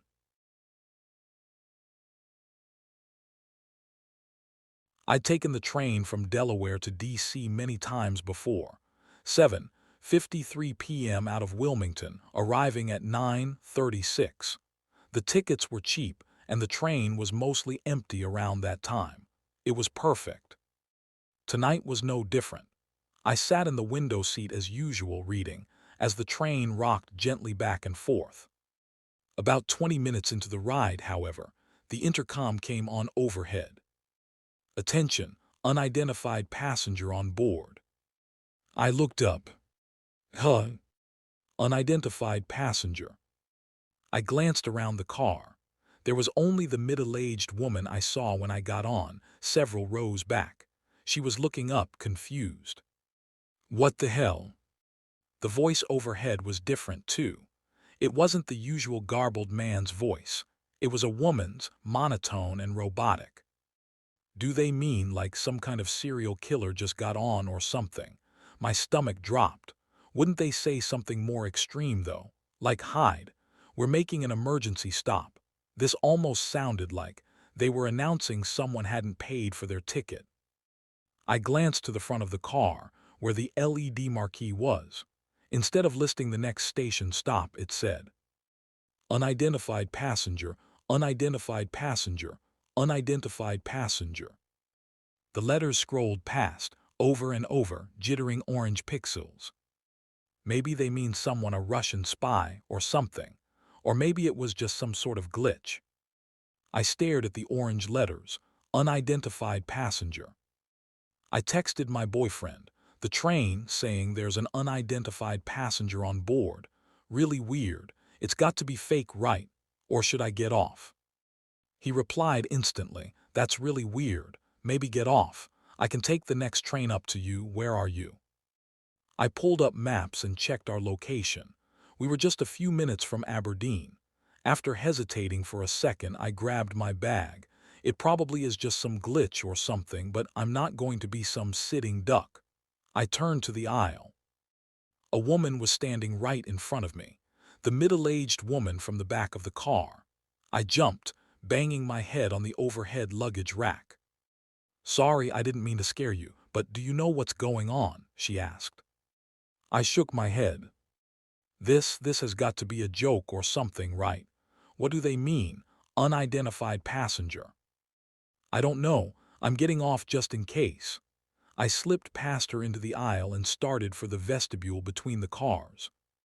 Good idea, she said. She hurried back to her seat and started grabbing her things. I pressed the button for the door and stepped into the vestibule. The metal floor shook underneath me. The landscape outside the train was pure black, except for a single small light twinkling in the distance. The door behind me opened and the woman stepped in, clutching her bag close to her chest like a shield. I'm supposed to be at my daughter's wedding tomorrow morning, she muttered, messing with her ashy blonde hair. We just got back on good terms if I'm even a minute late. I glanced at the window into the next car. It was empty except for a single man near the front. I could just see the top of his head poking over the seat. He wasn't packing his stuff or even moving. Maybe we're overreacting, I thought for a second. No, this is how people get hurt. Not changing their plans when the alarm bells start going. As soon as something is off, you get out, period. My mom had taught me that a long time ago. The train wobbled and shook. Lights grew in the distance, twinkling through the darkness. We were approaching. I stepped closer to the door, staring out the little square window. The lights grew larger. The concrete platform rolled into sight. The squat brick building, the dark windows. Silver sign, Aberdeen Station. We blew right past it. I stared out the window. We just passed the station. No, what really? I nodded. Before I could say anything else, the intercom clicked to life. Attention passengers, please remain in your original train car for the duration of the ride. Thank you. The woman's voice again, monotonous, slow. What the hell? The woman whispered. I glanced through the window into the next car. The man was still sitting there, completely still. No, wait, not still. As the train took a curve, his head bobbed and lolled on his shoulders, limply, as if he were. I ran back to the door of our train car, slammed the button. The door shuddered open and we slipped inside. That guy, there was something seriously. I could barely choke out the words. I know, do you think he was? She couldn't bring herself to say it. It kind of looked like that. I glanced back at the door into the vestibule. It was still empty, but the marquee above the door now read, "Stay in your car, stay in your car, stay in your car." What do we do? I pulled out my phone and dialed 911. The woman and I began talking at once. On a train. Someone's dead. It won't stop. Just past Aberdeen. The operator said she'd get someone out to us, but deep down I knew, what could they possibly do? If whoever was driving the train wouldn't stop, how could the police intervene, set up a blockade, possibly kill us in the crash? I stared out the window. Golden lights flew by, clusters of suburbs disappearing back into the darkness. I swallowed. You can't survive jumping out of a moving train, can you? I don't think so at this speed, she replied. Silence pressed in on us. We should hide in the bathroom, she said. It has a lock. It'll keep us safe. It says stay in the car, I said, pointing to the marquee. And you trust whoever it is putting that up. The bathroom doors are flimsy anyway, I said. If someone wants to get us, they will. I closed my eyes, running my hands down my face. Could we just be freaking out over nothing? Maybe that guy, maybe he was just sleeping. Maybe they passed the stop for some other reason. Maybe it really is just some glitch. The lights overhead flickered, and then went out. What the fuck? I whimpered. The train car was only lit by the orange glow of the marquee at the front of the car. It was still flashing the same message. Stay in your SEATS, stay in your SEATS, stay in your seats. This is insane, the woman whispered. I texted my boyfriend. The lights just went out, we called 911. I don't know how they're going to get us off the train. I hit send and closed my eyes. Wait, the lights being out, maybe that helps us, the woman said. We can hide better. What are the chances he'll find us in the entire train? She crouched down. I don't think we can fit under the seats. There are benches at the back. I bet we can fit there. I slowly felt my way through the darkness of the car, pressing my hands into the cloth seatbacks on either side. We reached the last aisle, where the seat configuration had been altered to have benches facing each other, with a space in the middle. I squeezed down into the space between the seats, then shuffled under the first bench. The woman did the same, squeezing under the second. I felt too hot. The rug scratched my arms. The metal of the seat pressed against my head. I twisted my legs and pushed myself back so that my head wasn't poking out into the aisle. We were decently well hidden. But if the guy or whoever it was found us, there was no way we could escape. We were trapped. We lay there underneath the seats for what felt like an eternity. The car rocked and swayed underneath us. My hair fell into my face. My legs ached. I knew Harry was probably texting me back, but I'd silenced my phone and it was deep in my pocket. I couldn't contort to get it out. Not that I'd want to. What if they came by while I was looking at my phone and found us because of the light? I was jolted back to reality by the shuddering sound of the door opening. No. No, no, no. I strained to listen. Soft, thumping footsteps sounded on the far end of the car, slow and methodical, quiet, like they were stalking their prey. The footsteps grew louder. I held my breath. Thump. A black leather men's shoe stepped into view. No. It glistened in the orange light, almost as if it were wet. My lungs burned. Please don't look, please, please. Go, keep walking. Go, go, go. They hesitated. Shoes frozen on the carpet, inches from my face. Then they finally took another step, and another. The door behind us shuddered open, and then closed. I let out my breath out in short, silent little bursts, then sucked in another breath as slowly as possible. They passed us. We're okay, we're fine. I turned my head to look at the woman. Tears were rolling down her face as she stared back at me. It's okay. He didn't see us, I whispered. Her mouth hung open, her lips trembled. It's okay, I whispered again, but she didn't even blink. That's when I realized she wasn't staring at me. She was staring past me. I turned around. My blood ran cold. There was something at the door, pressing its face against the window, fogging up the glass. No, the person that just passed us wasn't it. That was just another passenger, trying to stay quiet, trying to hide. Maybe even the guy we thought was dead. It was that thing in the window, eyes pitch black, skin ghastly white, barely lit in the flickering orange of the marquee, which now read, "Don't run, don't run, don't run." That was the unidentified passenger. The woman crawled out from under her seat. No, I whispered, but she was already slamming her hand on the door open button. It slowly shuddered open and she began to slip through it. The door opened on the other end. Rapid footsteps. Out of sync, frantic running. I saw a flash of bare feet and bare hands, asterisk thumping against the carpet. In seconds it had run past me into the next car. before the door even had a chance to close. I heard a muffled scream, and then silence. No, Nana Nona. I bit my lip trying to stop from crying. I knew she was dead.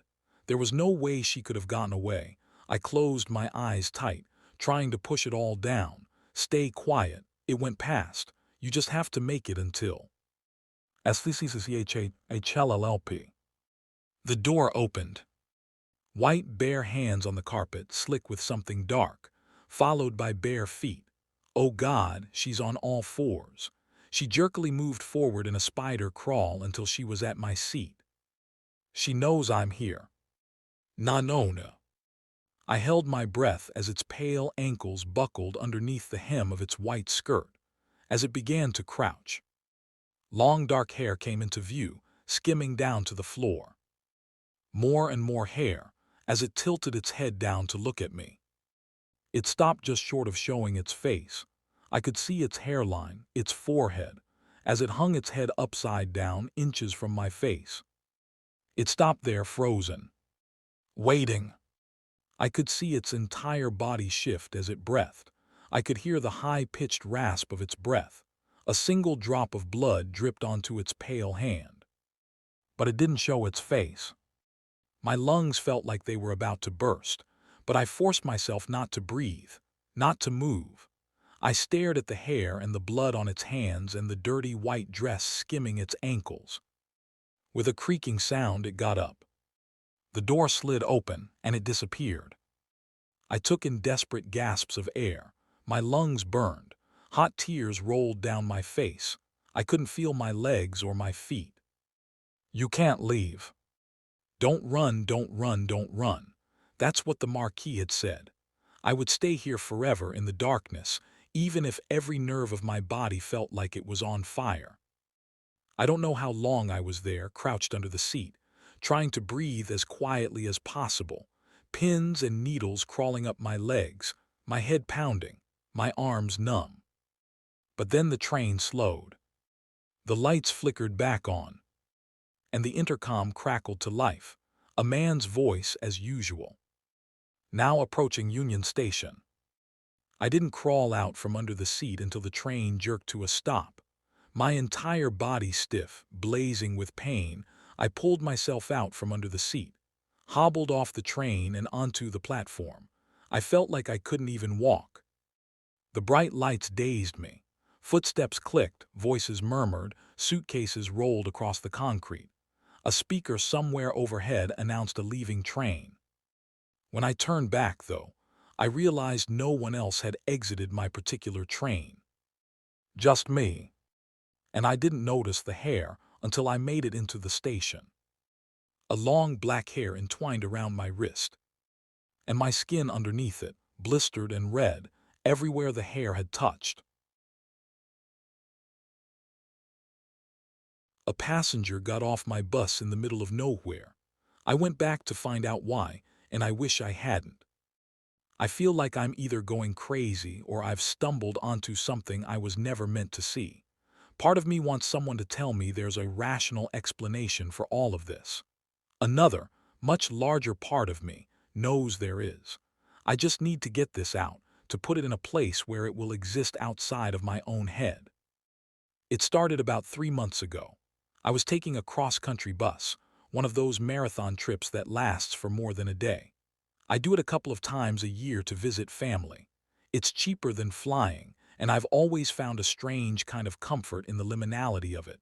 The constant, low-level motion, the world blurring past the window, the feeling of being nowhere and everywhere at once.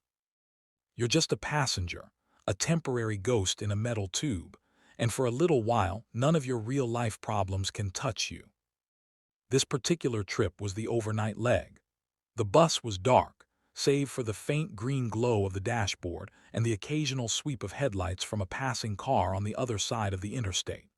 Most passengers were asleep, slumped in their seats in that boneless way people do on long journeys.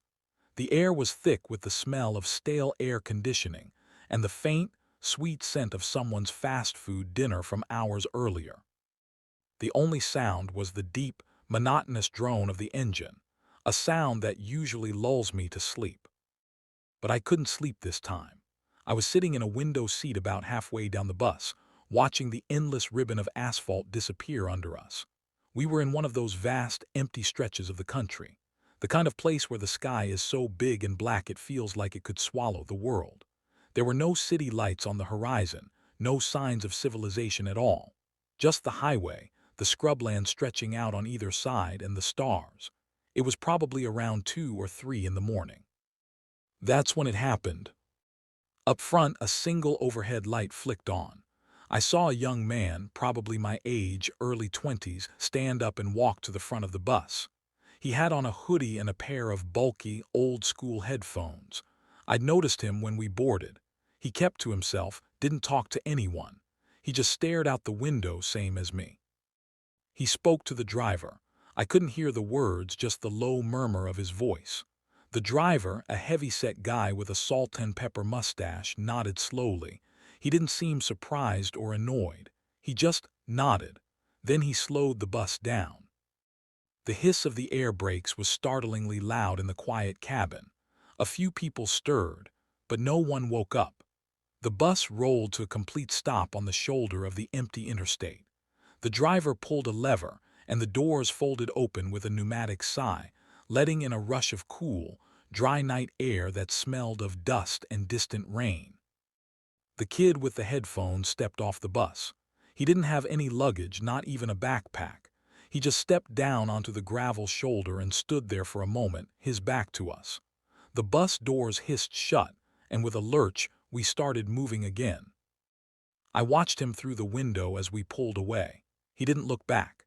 He just started walking, not along the shoulder, but directly away from the road into the pitch-black, featureless expanse. He walked in a straight, determined line like he knew exactly where he was going. Within seconds, the bus picked up speed and he was just a silhouette. Then he was a smudge. Then he was gone, completely absorbed by the darkness. The whole thing couldn't have taken more than a minute, but it left me with a profound and unsettling feeling. It was just so wrong. You don't just stop a bus in the literal middle of nowhere. There were no lights, no buildings, no crossroads, nothing. Why would anyone get off there? Where could he possibly be going? And why did the driver just let him? I looked around the bus.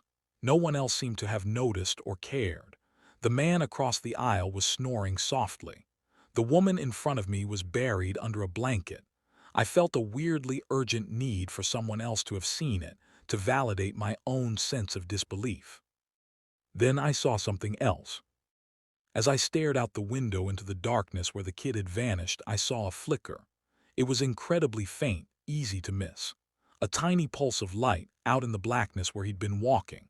It wasn't a car headlight or a light from a house. It was a rhythmic, strobing pulse. It had no color I could name. It was just light asterisk, a sterile, white-gray flicker that seemed to suck the color out of the air around it.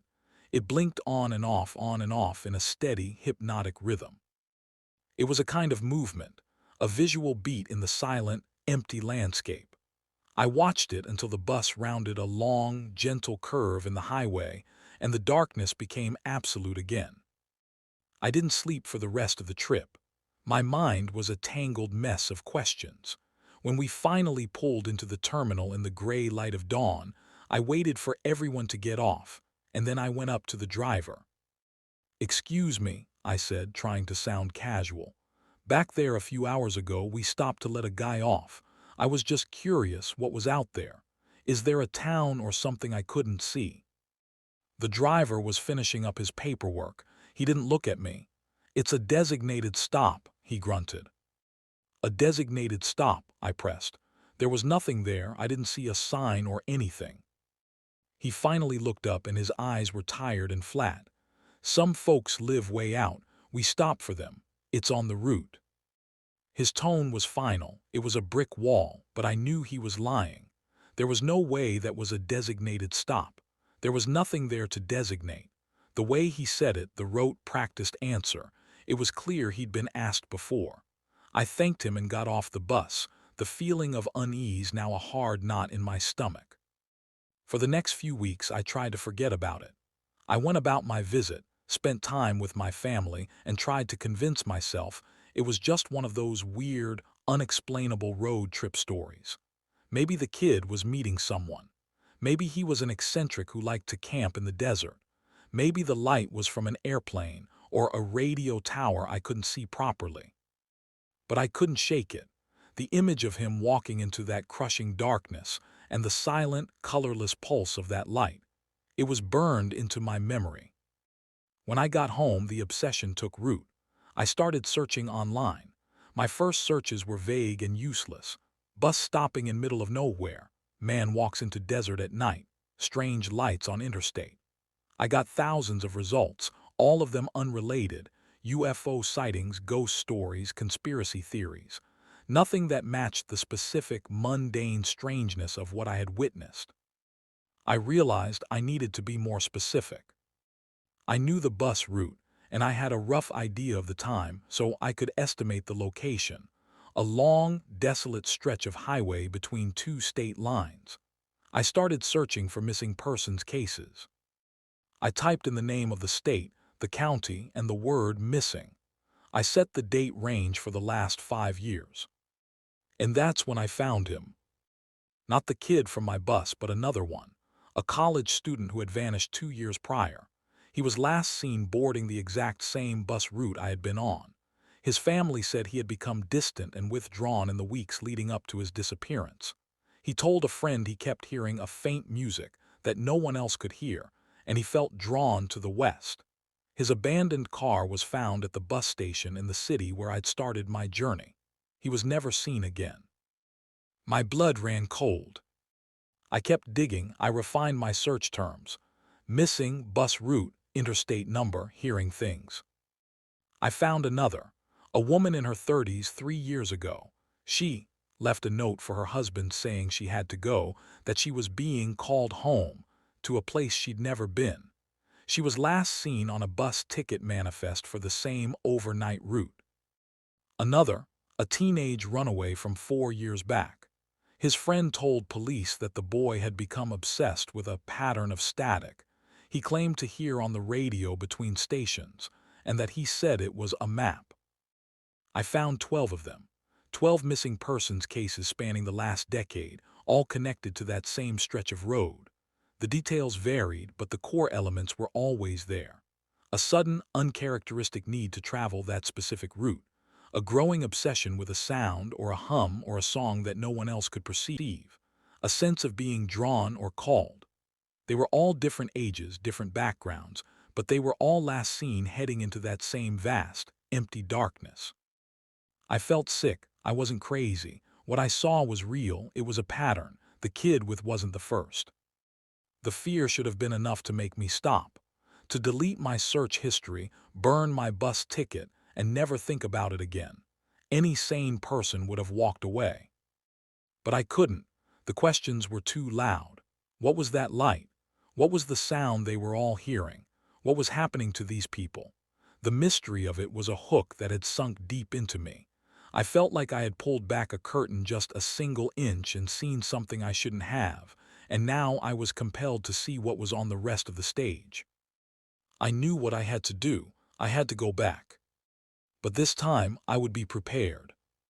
I spent the next month gathering equipment. I emptied a good chunk of my savings. I bought a high-end DSLR camera known for its low-light video capabilities and a professional-grade shotgun microphone designed to capture sound from a distance.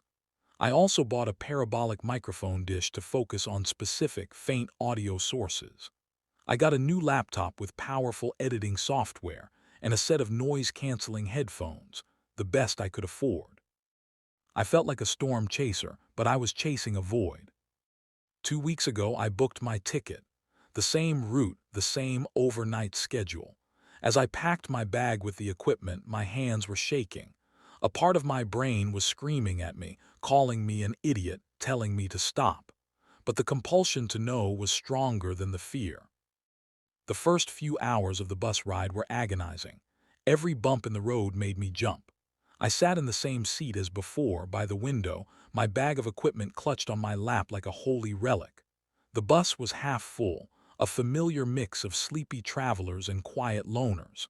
I scanned their faces, looking for the same dazed, disconnected expression I'd seen on the kid, but everyone just looked tired. As night fell and we entered that same desolate stretch of highway, my heart sank. I watched the mile markers, trying to pinpoint the exact spot. The landscape outside was a featureless, inky black canvas. My hands grew sweaty. Maybe it wouldn't happen this time. Maybe it was a fluke, a one-in-a-million thing I just happened to see. I almost started to relax, telling myself I had wasted my money and my time on a paranoid fantasy. And then I saw it, the glow of the single overhead light at the front of the bus. My breath hitched in my throat. This time it was a woman. She looked to be in her late 40s, dressed in plain, practical clothes. She had short graying hair and a blank, placid look on her face. She walked to the driver, her steps slow and even. She murmured something. The driver nodded that same, slow, indifferent nod. The bus began to slow down. The hiss of the air brakes cut through the drone of the engine. This was it. My hands moved automatically, a sequence I had practiced a dozen times in my apartment. I pulled out the camera, flicked it to video mode, and adjusted the low-light settings. I unzipped my bag, grabbed the shotgun mic, and plugged it in. The bus rolled to a stop on the shoulder. The doors sighed open. The woman stepped off without a word, without a bag, without a backward glance. The doors closed. The bus began to move.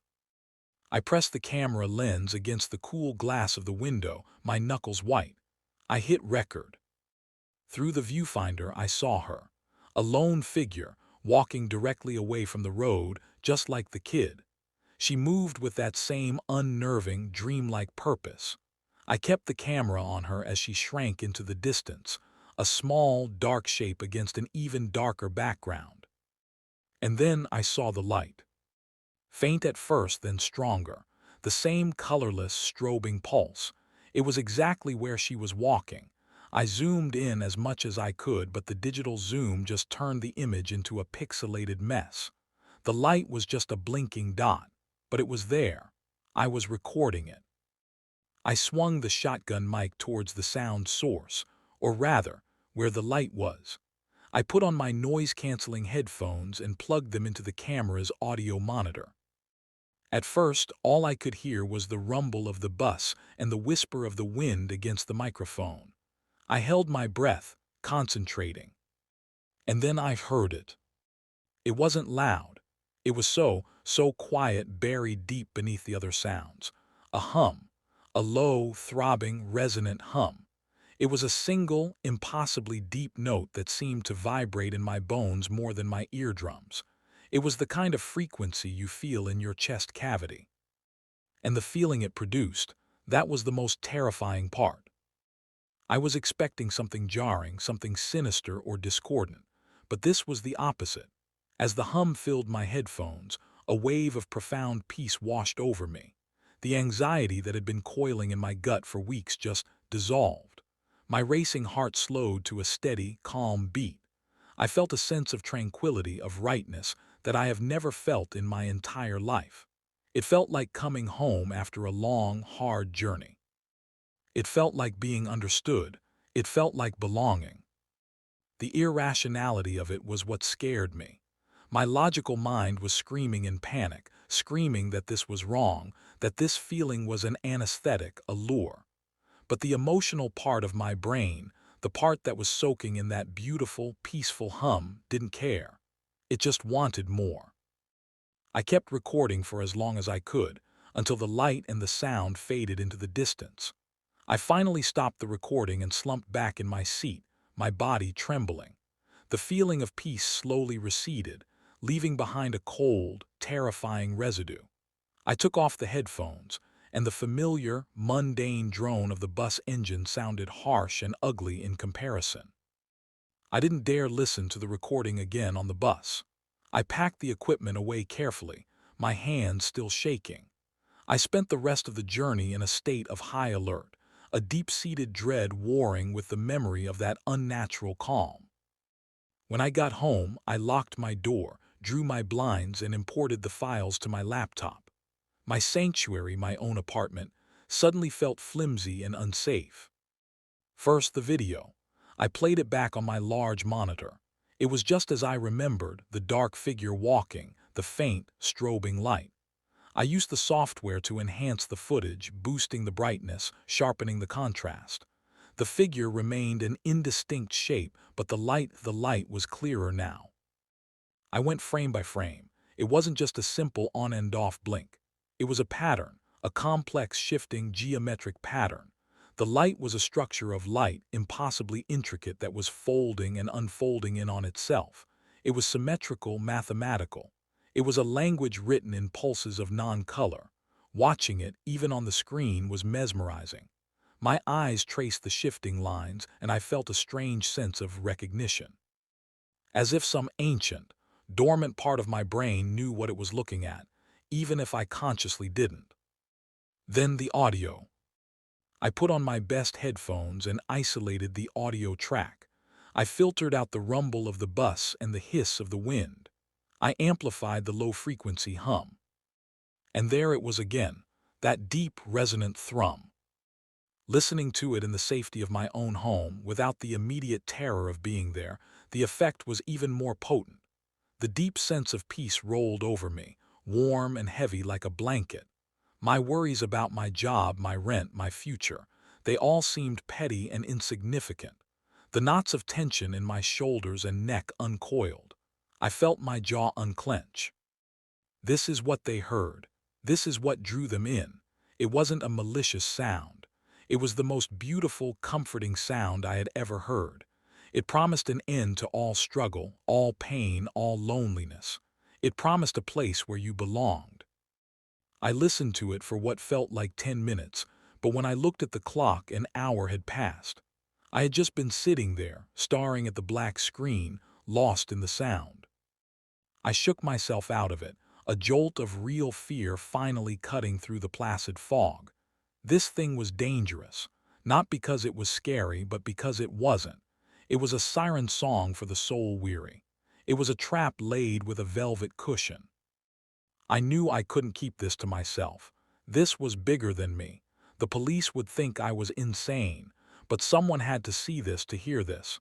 Someone else had to know. So I uploaded the raw files to a secure cloud server. I edited the best clips, the clearest shot of the light pattern and the cleanest audio of the hum. And I started writing this post. It's taken me hours to get it all down, to try and explain the sequence of events and the feelings that came with them, but it's been 3 days since I made this post, and something has changed.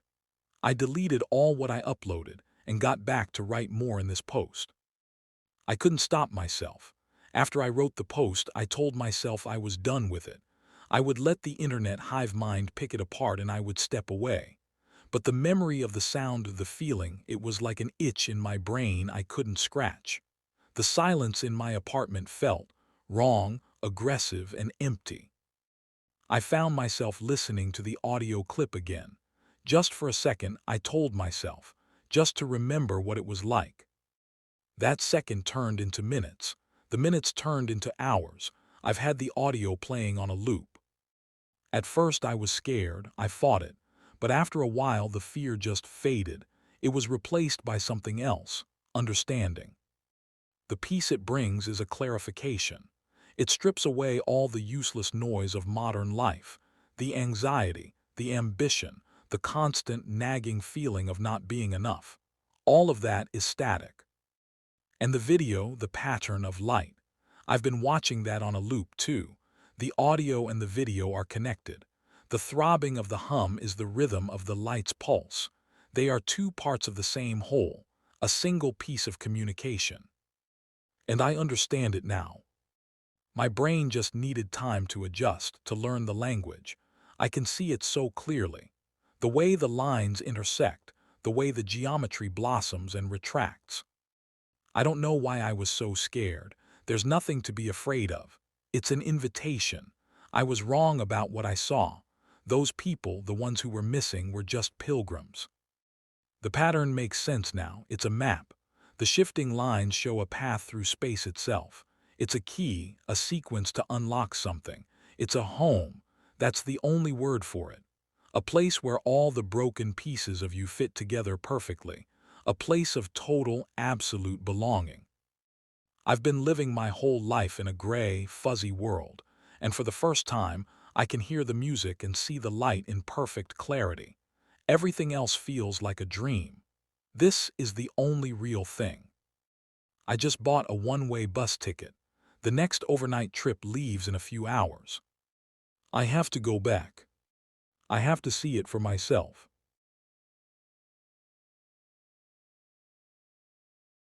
My coworker invited me over for a beer. He said his new roommate was an angel. We hadn't seen Matt for weeks. At the company, everyone thought he had moved away or that his sister's condition had gotten worse. Even our boss knew nothing and nobody could reach him. I figured he would at least send a message. After 9 years of friendship, I didn't think he'd just vanish without a word. That's why I was so shocked when he walked into our usual bar on Friday night. He was genuinely happy to see me and I was stunned. I thought maybe he wasn't even alive anymore. We talked for a long time that night. Matt looked a bit tired, but he was still cheerful, full of life. The same eccentric, funny guy as always.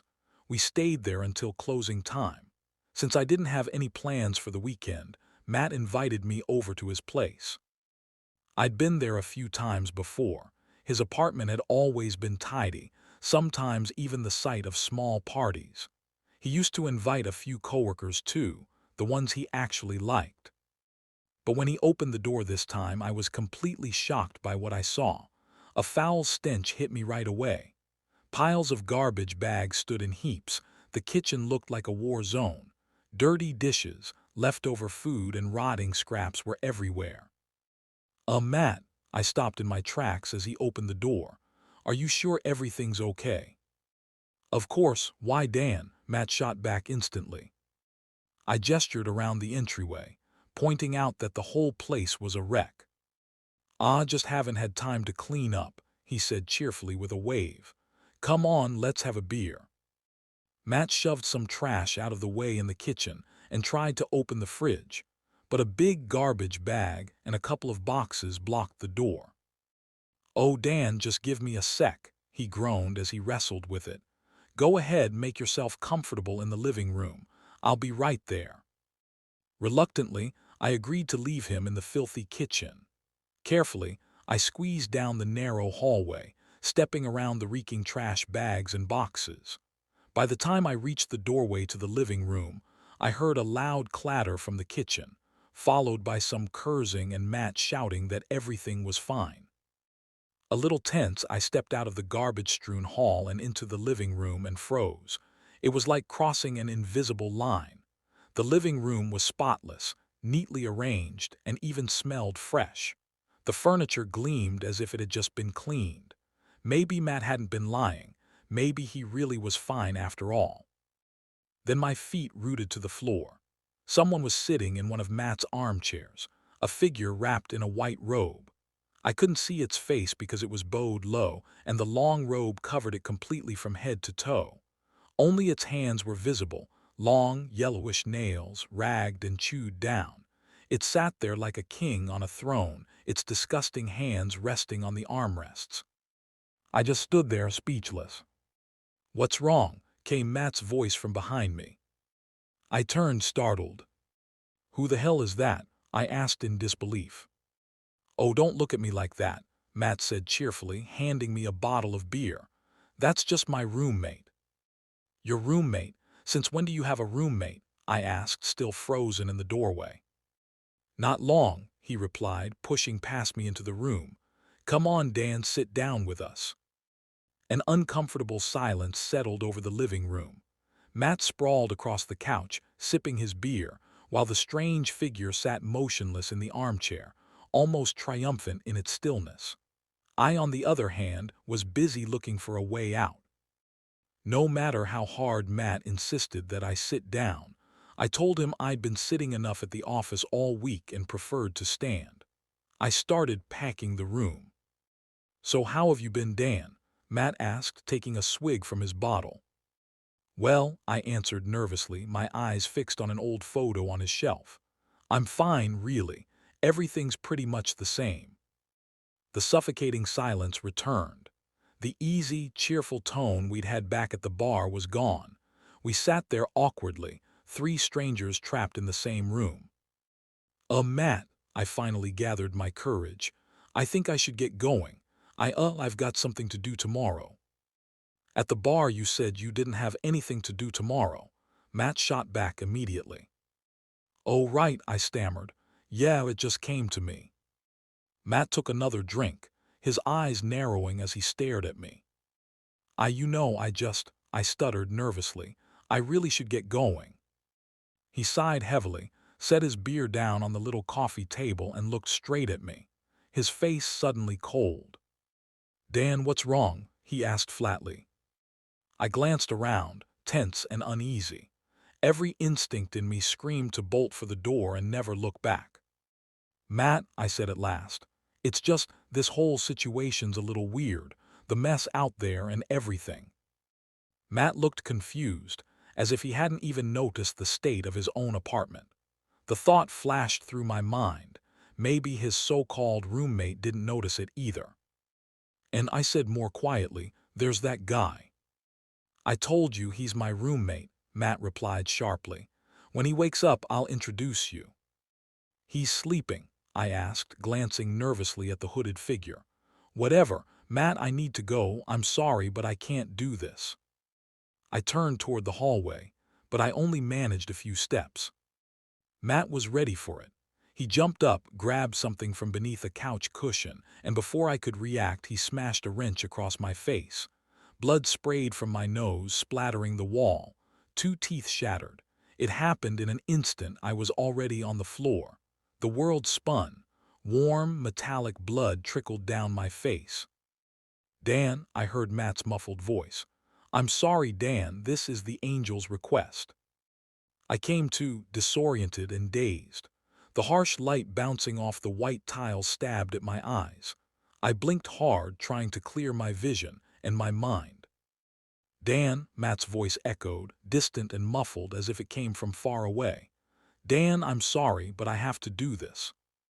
I tried to lift my head, but I could barely move. Blood dripped from my mouth and nose in slow, heavy drops. That's when I realized my hands were tied. My vision gradually cleared. Matt was sitting on the edge of the bathtub in front of me. I was bound to the radiator. But the worst part wasn't him. It was the figure standing in the doorway. The white robe covered its entire body. The hood hung so low that its face was completely hidden. Only a wrinkled, dark red neck was visible, like it had been smeared with some kind of dye. The skin looked old, ancient, human, and not human at the same time. Its feet were concealed under the robe, and its hands were tucked inside the sleeves. Dan, Matt started again. Do you know the Christian Bible? I looked at him. When I moved my head, I felt the wound in my nose reopen, and warm blood began to trickle again. I stared into his eyes, angry, terrified, and yet more furious than afraid. How could an old friend do this to me?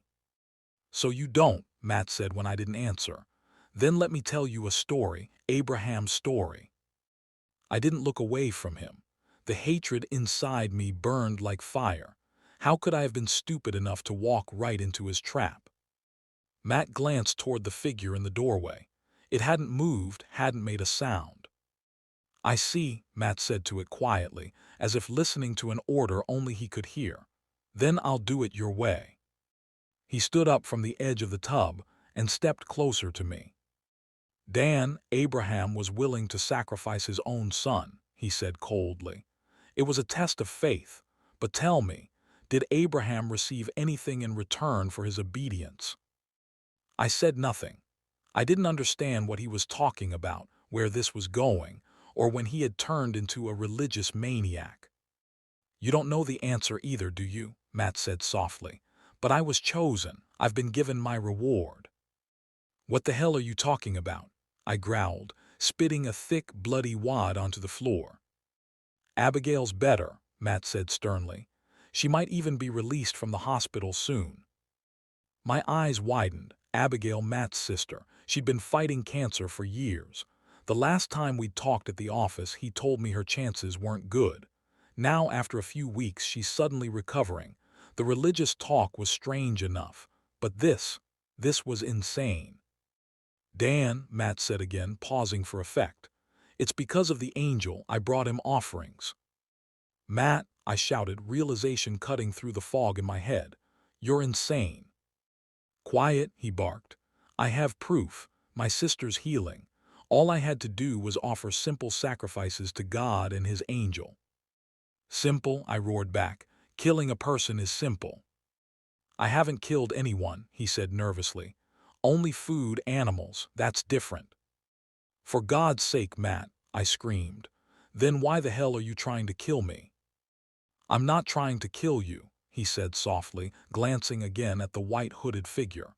This is Abraham's story, Dan. You don't have to be afraid. Then he smiled at me, gentle, almost kind, as if I wasn't tied to a radiator waiting to die. Matt and the strange figure had left me alone. He said he was going to prepare the altar. He'd completely lost his mind. There was no other explanation. And that white-robed thing, it wasn't his priest. Hell, I wasn't even sure it was human. I had to escape before I became the sacrificial lamb.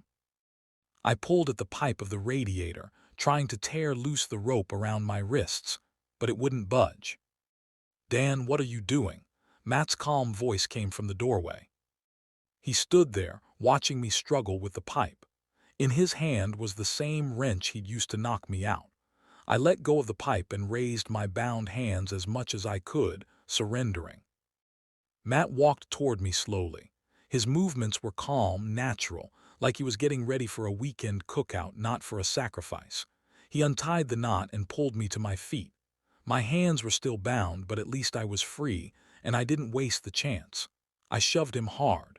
He fell backward into the tub, and I bolted for the door like a frightened rabbit. But just as I reached the living room and turned toward the hallway, the door slammed shut in front of me. It sounded like a gust of wind had blown it closed. I grabbed the handle and yanked at it, but it wouldn't move. The handle itself refused to turn. When I turned back, Matt was already climbing out of the bathtub, and the hooded figure had emerged from the living room. For a brief moment, I saw inside, and I knew instantly I'd rather die than go in there. The walls were painted red, probably with blood. Candles burned everywhere, and what looked like animal parts hung from the ceiling. But what mattered most was the sight of my bag on the couch. My phone was inside. I always kept it there. With one quick leap, I reached the bag and grabbed the phone. Matt was still staggering out of the bathroom, clutching his head. The white-robed figure did nothing. It simply stood in the doorway, the hem of its robe floating slightly, as if stirred by a breeze. When Matt started toward me, he suddenly froze. It was as if the hooded thing was speaking to him, but I couldn't hear a word. I dialed 911, barely managing to speak before I heard footsteps pounding toward me. It was Matt, charging at me with some kind of strange knife. I couldn't say much into the phone, but I hoped the shouting and struggle would be enough to send someone. Matt slashed at me, the blade sinking into my arm. I screamed in pain and kicked him as hard as I could between the legs. He stumbled back, groaning. He yanked the knife from my arm, and I ran, this time toward the kitchen. But Matt recovered quickly and came at me again. We crashed into the small cabinet by the window, then tumbled to the floor. He grabbed me and punched me hard in the face. I felt something crack in my nose, and blood sprayed across the floor. Then he started hitting me over and over, my head, my ribs, my chest, each blow landing heavier than the last. "Don't you get it, Dan?" he screamed. "God would have saved you at the last second." I could only gurgle blood. My face was a mess, every hit sending flashes of light through my skull. Matt got to his feet, wiping the sweat from his brow, looking around for the knife he'd dropped. "God damn it, Dan," he shouted. "When I walked into that damn bar and saw you, I knew it was his will. I knew you were there to help me. Why do you have to make this so fucking hard?" He found the knife, picked it up, and kicked me again, hard. I was barely conscious. Blood poured from my face and my torn arm. He grabbed me by the legs and started dragging me back toward the living room across the floor. Through my blurry vision, I saw my phone still glowing on the ground, the emergency line still open. "Help," I gasped, as loudly as I could when I got close to it. "Help me." "God," Matt screamed. "God and his angels. They're the only ones who can help, don't you see, Dan? The angel is here, he's here living with me." He dragged me into the bedroom, thick with the stench of rot, and kicked me again before letting go. The white hooded figure was in the room, or maybe floating. I couldn't tell anymore. My mind was slipping, my vision gone, my only thought begging inside my head. I don't want to die here. Matt raised the knife high above me. "And now God will save you," he said, and brought it down. A searing pain tore through my side. I screamed, a broken, gasping sound that barely left my throat, but loud enough for God, maybe, to hear. Because a sound came next from outside. The door burst open. Matt roared, charging out of the room, the knife in his hand. Gunshots echoed. I stared at the sheep's head nailed to the wall, for some reason. My fatting mind wondered where he'd even found it. There were no sheep in this city. I heard the cops entering, shouting, calling for an ambulance. One of them knelt beside me, pressing hard on my wound, trying to stop the bleeding. His voice was calm, but I could tell he was terrified. I could barely move my head, but I managed to nod weakly. He shouted something to his partner and ran out. That's when I saw it, the edge of a white robe drifting into view. Its hem was dirty, caked with mud, and behind it the legs. Even through the haze, they horrified me. They weren't human. They looked like the legs of a massive goat, black hooves clicking softly on the wooden floor. "We'll meet again," the white hooded figure whispered, leaning close to my ear. The stench hit me, a choking mix of blood, decay, and something ancient. Somewhere deep in my fatting mind, I knew this thing was the cause of everything. "Until then," it said softly, "take care of yourself, little lamb." And I blacked out. When I woke up, I was in the hospital. Everyone was shocked. No one had imagined Matt could lose his mind like that. The police said they hadn't found anyone else in the apartment, even after I told them everything. They claimed my mind must have broken under the trauma. But I remember the figure in the white robe, the stench that came from it, and its legs. And I know one thing for certain, it wasn't an angel. Don't read this. I received a strange package in the mail today. It had no return address and no stamp. My wife handed it to me. She had received an identical package. We opened them and found a small book inside both. The same book. We never ordered these, but they were addressed to each of us specifically, so it can't be a mistake.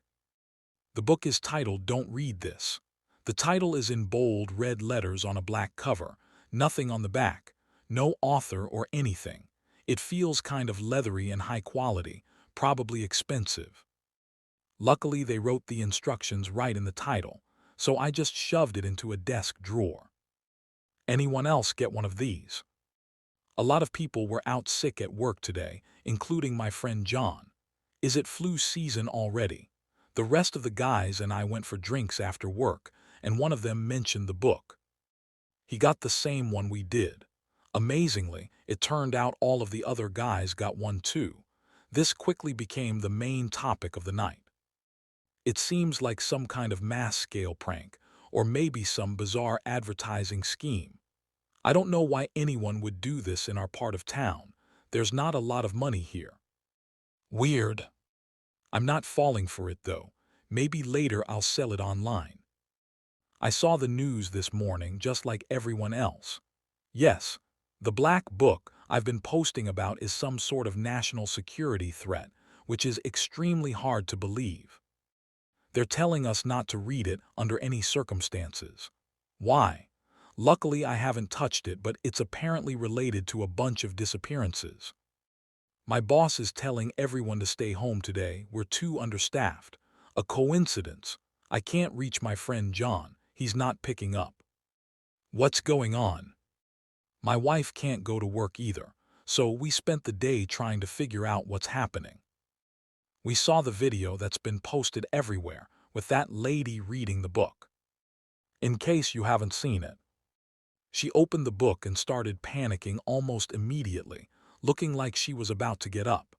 She calmed down after staring at the book for a while and went back to reading. The video sped up a bit until she got close to the end, where she started panicking again. When she flipped to the last page, she started screaming. It made me jump with how loudly she screamed. It seemed almost fake, but the terror on her face was disturbing as hell. She suddenly disappears afterward, which again seems pretty fake. A green screen. I got laughed at by my wife when I jumped. She must enjoy these kinds of things, but I didn't think it was funny at all. She joked about my reaction and tried to get me to laugh at the bad acting, but I can't get the horror on that lady's face out of my head. My wife asked if we should just read the Please Don't Do This book and get it over with. Wait, why did she call it that? Her book clearly had the same title as mine, but I'll look at it again tomorrow.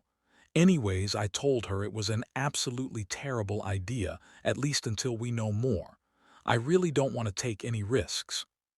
Has anyone here actually read the book? I'm getting spooked after watching that video. This is serious now, and I need help. I woke up last night to an ear-splitting scream. My wife wasn't in bed, and I ran through the house looking for her. She's gone. I don't know where she put her book and I can't find it, so I don't know if she read it. I'm calling everyone to see if she went somewhere. Her car is still here.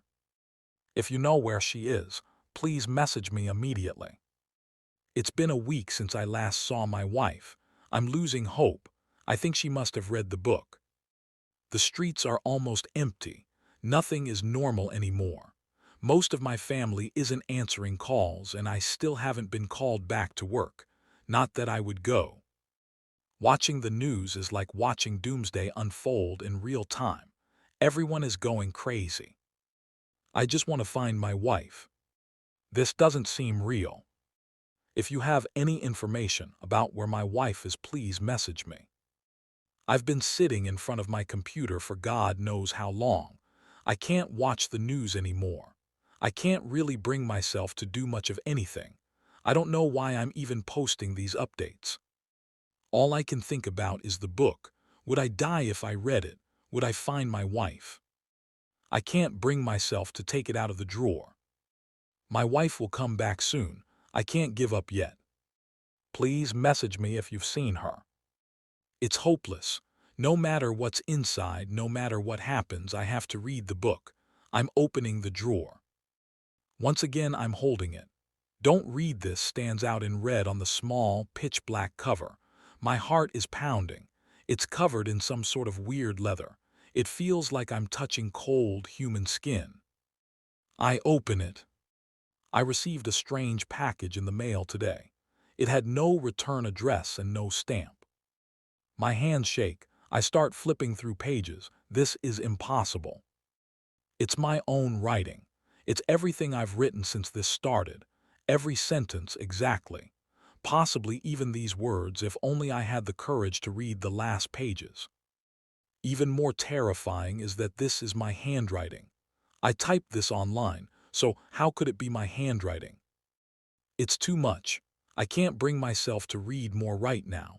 I close the book and put it on my desk. Maybe after I calm down, I'll try to reach the end. I've been thinking about the book, about everything I don't know and the questions that desperately need answers. People reach the end of the book, they scream hysterically, they disappear. Why? What actually happens to them? What if someone can't read? Would it be pictures? What if they're blind? Who wrote this? What is the purpose of these books? How is it my writing? Where did it come from? How can someone deliver all these books without being seen? Why my wife? Why me? Why wife? Why? I'm praying that the answers are on the last pages. I can handle one moment of fear if it means I might see my wife again. I can't live without knowing. I have to read it. I'm picking up the book again. I don't know what's going to happen. I'm almost paralyzed with fear right now, even though I'm so close to getting answers. I can barely type this. My fingers are shaking over the keys. Everything up to the last entry was in the book. These words are the only ones not written on the pages. There are 3 additional sentences near the very end, something that I never typed or wrote. It's in my handwriting. 3 sentences in the center of the second to last page. There's nothing else on the page. I read the last page. I finally understand. Don't read this. I've come too far to stop now. I have to learn the truth no matter what it is. I can't go on like this. I need to find my wife. I'm turning the page. My job is to sort letters to Santa. There's only one rule. Series. I worked at the post office 2 weeks ago. That's not a euphemism, and it's not meant to sound mysterious. I've been there since I was 21, sorting, scanning, moving things from one place to another so other people can forget about them. It's stable work, quiet work, the kind of job where nothing interesting is supposed to happen. Every year, around mid-November, I get rotated into a seasonal role. Officially, I'm assigned to the no-response division. Unofficially, I'm the person who sorts the letters addressed to Santa that will never receive an answer. Most people don't realize how many of those come in. Kids still write physical letters. Parents still encourage it. Schools still make it an activity. By the time those envelopes reach us, they're already dead ends, addresses that don't exist, names that aren't real, return labels written in blocky pencil handwriting. The machinery flags them automatically. They get pulled before routing and dropped into our department. We don't respond to them. We don't forward them to charities. We don't read them in full. That last part is the rule. It's been a rule since the late 90s, according to my supervisor. Long before I started, long before she did. The explanation they give during training is simple and rehearsed. Children sometimes write about personal matters in their letters, family issues, home situations. It's not our place to read private information that was not meant for us. So we skim. We confirm it's addressed to Santa, stamp it as no response, log it, and file it away. You're allowed to read the opening line, maybe two. You're not allowed to finish it, ever. People joke about it the first year. They think it's superstition or some old HR leftover nobody bothered to remove. Somebody always asks what happens if you do finish one. The supervisor never answers directly. She just says it results in immediate termination. I believed that was all it meant for a long time. I stopped finding the rule funny 3 Christmases ago. That was when I learned what happens after termination. It's a tight-knit secret among the people who get roped into it, and you're only told after everyone thinks you won't say anything to anyone. They don't escort you out with security. They don't make a scene. You're just told to gather your things and leave the building. Your credentials are deactivated sometime later that day. Your access to internal systems disappears. To everyone else, it looks like you quit or got fired for something mundane. What happens next isn't in any handbook. It starts the same way every time. Within a day or two, the person mentions they feel watched. Maybe they laugh it off at first and blame stress. Then they describe something taller than it should be, standing too far away to make sense. A shape, a silhouette that doesn't move when they move. By the 4th or 5th day, they stop laughing. They all describe it the same way. A black figure at least 12 feet tall, proportioned wrong, hands stretched to its shins, standing upright like it's pretending to be human. It wears a Santa hat, a real one, red, white trim, cheap felt. The hat never changes, it never falls, it never reacts to weather. It doesn't chase them, it doesn't speak. Every day, it's a little closer. It can stand across the street, at the end of a grocery aisle, on a sidewalk in full daylight. Other people walk through it like it isn't there. Nobody notices it. Nobody reacts. That's how they know it's meant only for them. The stalking lasts 12 days. On the 13th, they die. The post office doesn't acknowledge the connection. Officially, those people suffer unrelated accidents or medical emergencies. Unofficially, nobody in no response breaks the rule anymore. Except I did. Because some of the letters aren't normal. Every once in a while, rare but often enough that we dread it, you find a crumpled envelope sealed with red wax instead of glue. No postage, no return address, just a name written carefully in pencil, as if the writer didn't want to risk spelling it wrong. Those letters are the reason the rule exists. We're meant to set them aside in a locked drawer and alert supervision immediately. No logging, no scanning. They are taken at the end of the month. Every single one of them is addressed to Santa. I'd seen 11 in my entire career before last week. The 12th had my nephew's name on it. Same first name, same last name. Even the way the pencil curved on the first letter looked wrong in a familiar way. My brother has a 7-year-old son. He writes his name the same way on birthday cards, too big at the front, trailing smaller letters like he gets tired halfway through. I didn't open it right away. I stood there for a long time, staring at the seal, telling myself coincidences happen and kids share names. I told myself that red wax meant nothing, that plenty of children have uncles who work at the post office. I used a sick day and left immediately and drove straight to my brother's house. He laughed when I told him the envelope, told me I was overthinking it, said his kid probably found his wax stamp he used for work and wanted to be fancy. When I asked if his son had written a letter to Santa recently, his smile faded just a little. He said yes, but he didn't see anything alarming, just the usual stuff: toys, candy, video games. He asked why I cared so much. I didn't have an answer that didn't sound insane. That night, I dreamed about the drawer at work. It was open, and the letter was gone. The next morning, I broke the rule. I told myself I'd only read enough to confirm it wasn't really his. I told myself I'd stop if it got personal. I told myself I wouldn't finish it. I was wrong. The letter was written in pencil, neat but deliberate. No spelling mistakes, no childish phrasing. It thanked Santa. It thanked him for the last gift. Not for toys or games, but for a piece of candy that had made Mommy stop crying.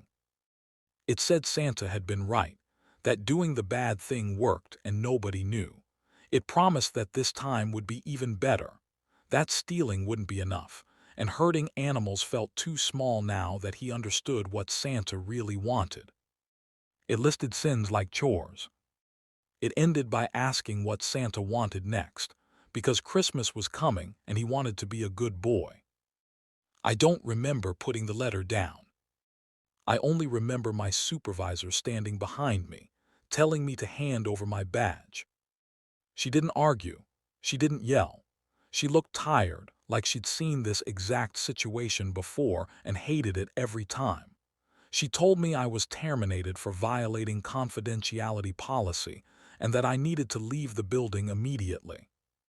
She didn't warn me about anything else. I didn't leave work right away. I sat in my car in the parking lot for almost an hour with the letter in my lap.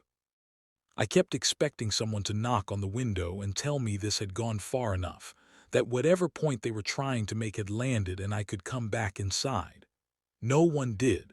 People clocked out as time went on, walked past my car without looking twice. I drove to my brother's house because there wasn't anywhere else it made sense to go. He answered the door with his son still awake behind him, cartoon voices echoing down the hallway. The normalcy of it made what I was holding feel obscene, like I'd brought something diseased into a clean room. I asked if we could talk privately. He hesitated, then stepped outside with me, shutting the door behind him. "Why are you holding Luca's letter?" We were standing on the porch. The light above us flickered every few seconds. I hadn't noticed it doing that before. "It came to my work," I said.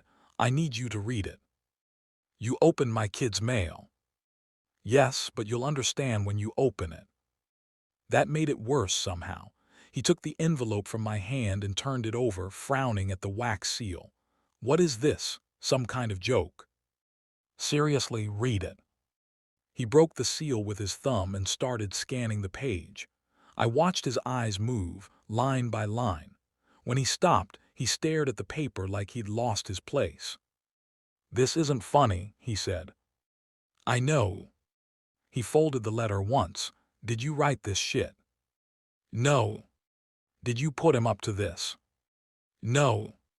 You really expect me to believe this came from a reel? He stopped himself, laughed once, sharp and humorless.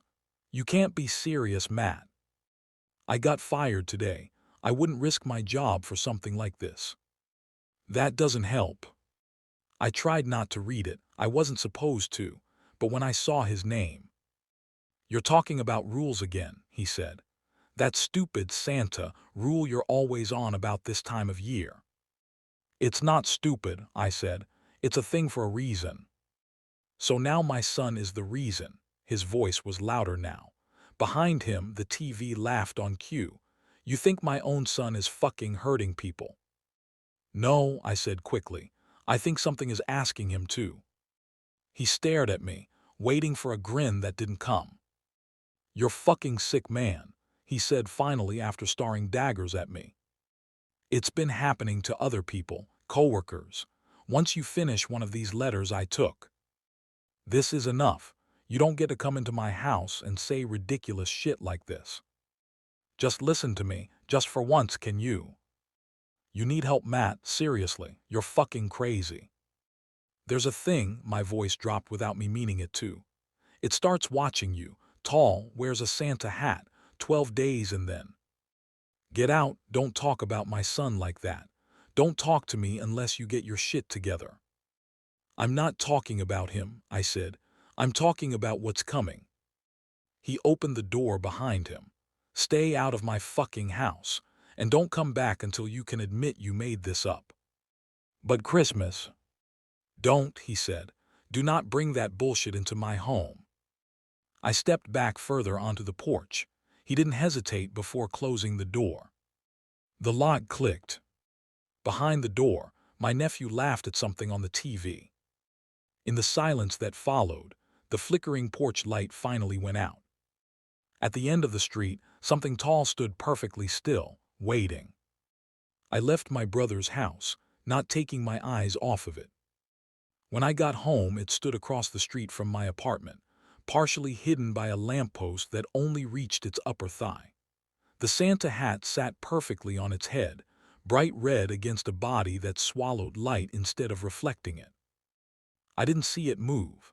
I watched from my living room window until my eyes started to hurt, until my reflection layered itself over the dark glass and made me doubt the shape even existed. When I looked away and looked back again, it was still at the end of the street, standing just past the stop sign. Cars drove past it without slowing.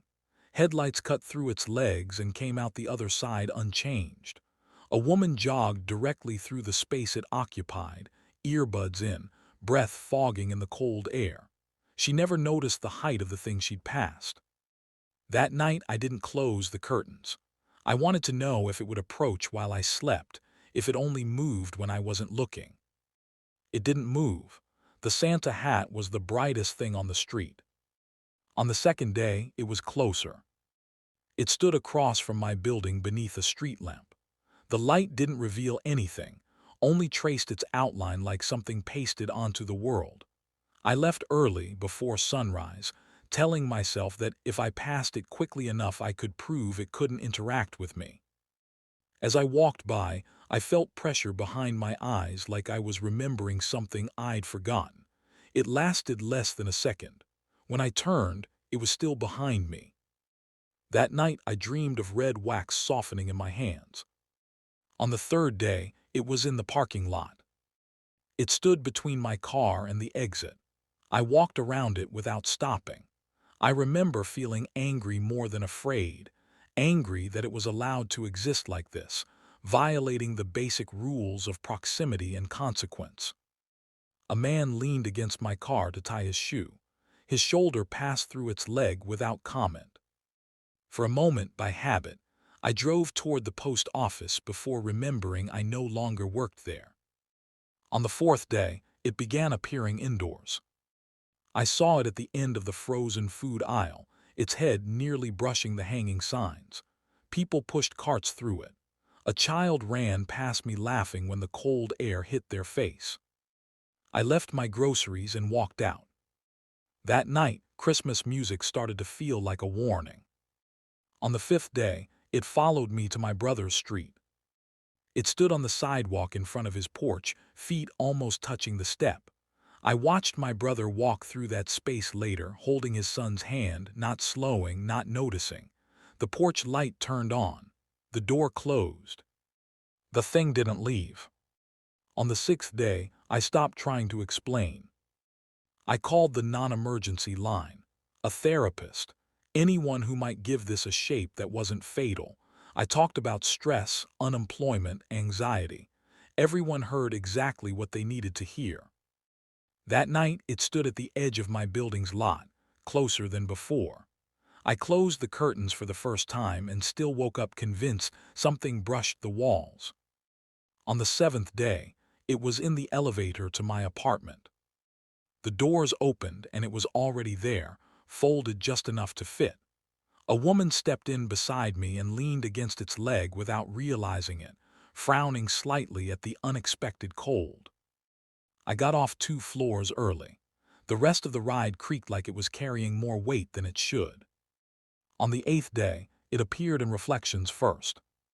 In the dark screen of my phone, in the microwave door, always behind me, when I turned.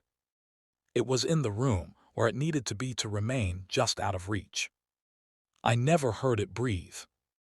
On the 9th day, it stopped giving me space. I turned corners and almost walked into it. I started holding my hands out in front of me, afraid of colliding with it like misplaced furniture. That night, it stood at the foot of my bed and leaned forward just enough to make the Santa hat dip. I didn't sleep. On the 10th day, I tried to leave the city. I drove until the roads thinned and the lights fell away. I locked myself in a rest-stop bathroom just to breathe. It waited by the sinks. I turned around and went home. On the 11th day, it no longer followed me. It waited in places before I arrived, positioned where it made sense, as if it had always been part of the layout. If it has eyes, I never saw them. If it has a face, I don't think I would survive seeing it. On the 12th day, it stood in my bedroom. Not at the foot of the bed, closer. It bent at the waist until its head filled my vision. I smelled wax. I smelled paper. The Santa hat slid forward just enough that I thought I might finally see what was underneath. Then it folded itself back into the corner, impossibly small, and waited with me until morning. Tomorrow is the 13th day. He's standing just a few feet in front of me now. I'm going to die tomorrow night. I need help, anything, please. My parents told me I was born lucky, but they did not tell me the price. I was 18 the night my parents tried to sell me to the dark. That sounds dramatic, I know. At the time it just looked like a celebration. There were white tablecloths and little silver stands with place cards, people in clothes that cost more than your car, and waiters drifting in and out with trays of food I could not pronounce. All of it for me. For Jenna, the golden girl. I had just come from the state track championship, my spikes still in the bag in the front hall. I won that trophy. I had also graduated at the top of my class. There was an acceptance letter from an Ivy League school in a folder upstairs, along with a swimming scholarship. On paper, my life looked perfect, and I believed it was all mine. My hard work, my muscles, my brains. So, when my dad raised his glass that night and said my name in that booming voice of his, I smiled like I meant it, and tried not to think about how cold the big dining room always felt once the guests had gone. And they were gone early that night. By 9 the dishes were gone, the lights turned down, and it was just the 3 of us at the long table, napkins crumpled in front of us, the centerpiece flowers leaning like they were tired. My dad tapped his fork against his glass and cleared his throat. Jenna, how do you think we've risen to this lifestyle? He gestured grandly, the way he always did when he talked about money. His gesture included the chandeliers, the paintings, the whole big equi house. I saw our reflection in the window behind him, three people who looked like a family from a catalog. I don't know, hard work and good connections. My mom made a little sound, almost a laugh but not quite. She looked down at her plate, tracing the rim with one finger. She said, there certainly has been some of that, but how much actual hard work have you seen your father devote to anything? Her voice had an edge I did not recognize. My father looked up, trying to make eye contact with her, lips pressed flat against his teeth. She went on, still talking to her plate. The fact is, he doesn't have to. I waited for the punchline, but Mom does not joke. My fork suddenly seemed too loud against the china. Dad stared straight ahead for a moment, then turned his head toward me like it hurt to do it. Jenna, he said, looking at me like he was staring into my soul, your great-grandfather made a bargain with a dealer where we would get good luck and fortune for a negligible price for a lifetime. And that includes our children up to the time they are 18 and leave the house. Before they leave, the child, you must also make a choice. Will you accept the bargain and take the path to great fortune, or decline it and lose that link to continued wealth for you and the whole family? If he had told me he was actually a lizard in a rubber suit, it would have felt more believable. I looked from him to my mom. She still would not meet my eyes. My heart did that thing it does right before the starter gun goes off. It is not fear, not exactly. It is a feeling like the world has narrowed to a single thin line, and if you slip off, you are gone. What do we bring to the table to get this bargain? I asked. It will all be explained by the dealer, said Dad. He checked his watch like he was waiting for a conference call. My mom finally looked up, but not at me. She stared past my shoulder toward the hall. He is waiting for you in the study now, she said. There was awe in her voice and dread. I pushed back from the table so fast my chair scraped across the floor. No one scolded me for the noise. That scared me more than anything they had said so far. I walked down the hallway, the soles of my sandals whispering over the polished wood. Every family photo seemed to watch me. My 5th-grade picture where I had new braces and 2 big glasses. My 8th-grade swim team shot, my shoulders already broad, the coach standing behind me with his hand on my back like he had discovered gold. At the end of the hall were the double doors to the study, dark wood. I put my hand on one of the brass handles and hesitated. I could have walked out the front door, I guess. Called a friend, called a cab, called anyone. But that was not how this worked. In our house you did what Dad said and you did it well. I opened the doors. I had expected a shadow in the corner, something out of a horror movie. What I saw instead was a mild-looking man sitting behind the desk in the full light of the room. He wore a cardigan and jeans, dark hair combed neatly, maybe late 20s. There was a ceramic mug on the coaster beside him, steam curling up from it. He looked like a grad student on break. He looked up, smiled, and said, I'm sure your parents told you the little secret to their success, and what's at stake if you go rogue, so should we get on with it then? Wait, what? Who are you? What do I have to do? I heard my voice shaking and hated it. The dealer cut me off. The smile slipped from his face like it had never been there. His voice turned sharp. I don't have the time or inclination to allow this to drag on. If you agree with the deal, things go on as they have been. You will excel as you have up until now. Life will be easy. You will have success in every endeavor. Come here and sign on this line and you live a dream life. If you refuse, you won't. Simple as that. You will have an unlucky life. Everything your parents built will come crashing down. I don't know how someone in your position could even hesitate. Stop making this take so long and sign. The air in the room thickened. It felt like someone had turned off the oxygen. The man on the chair was not mild anymore. He was the same height, the same body, but his posture changed.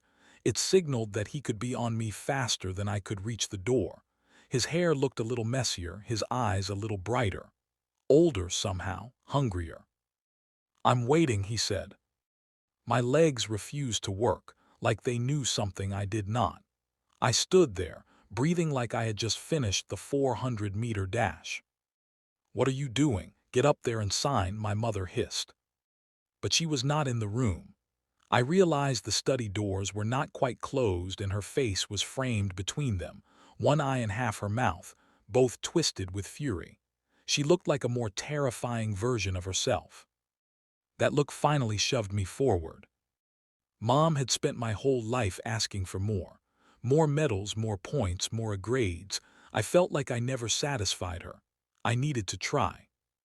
I walked up to the desk. The dealer stood up. He was taller than I thought.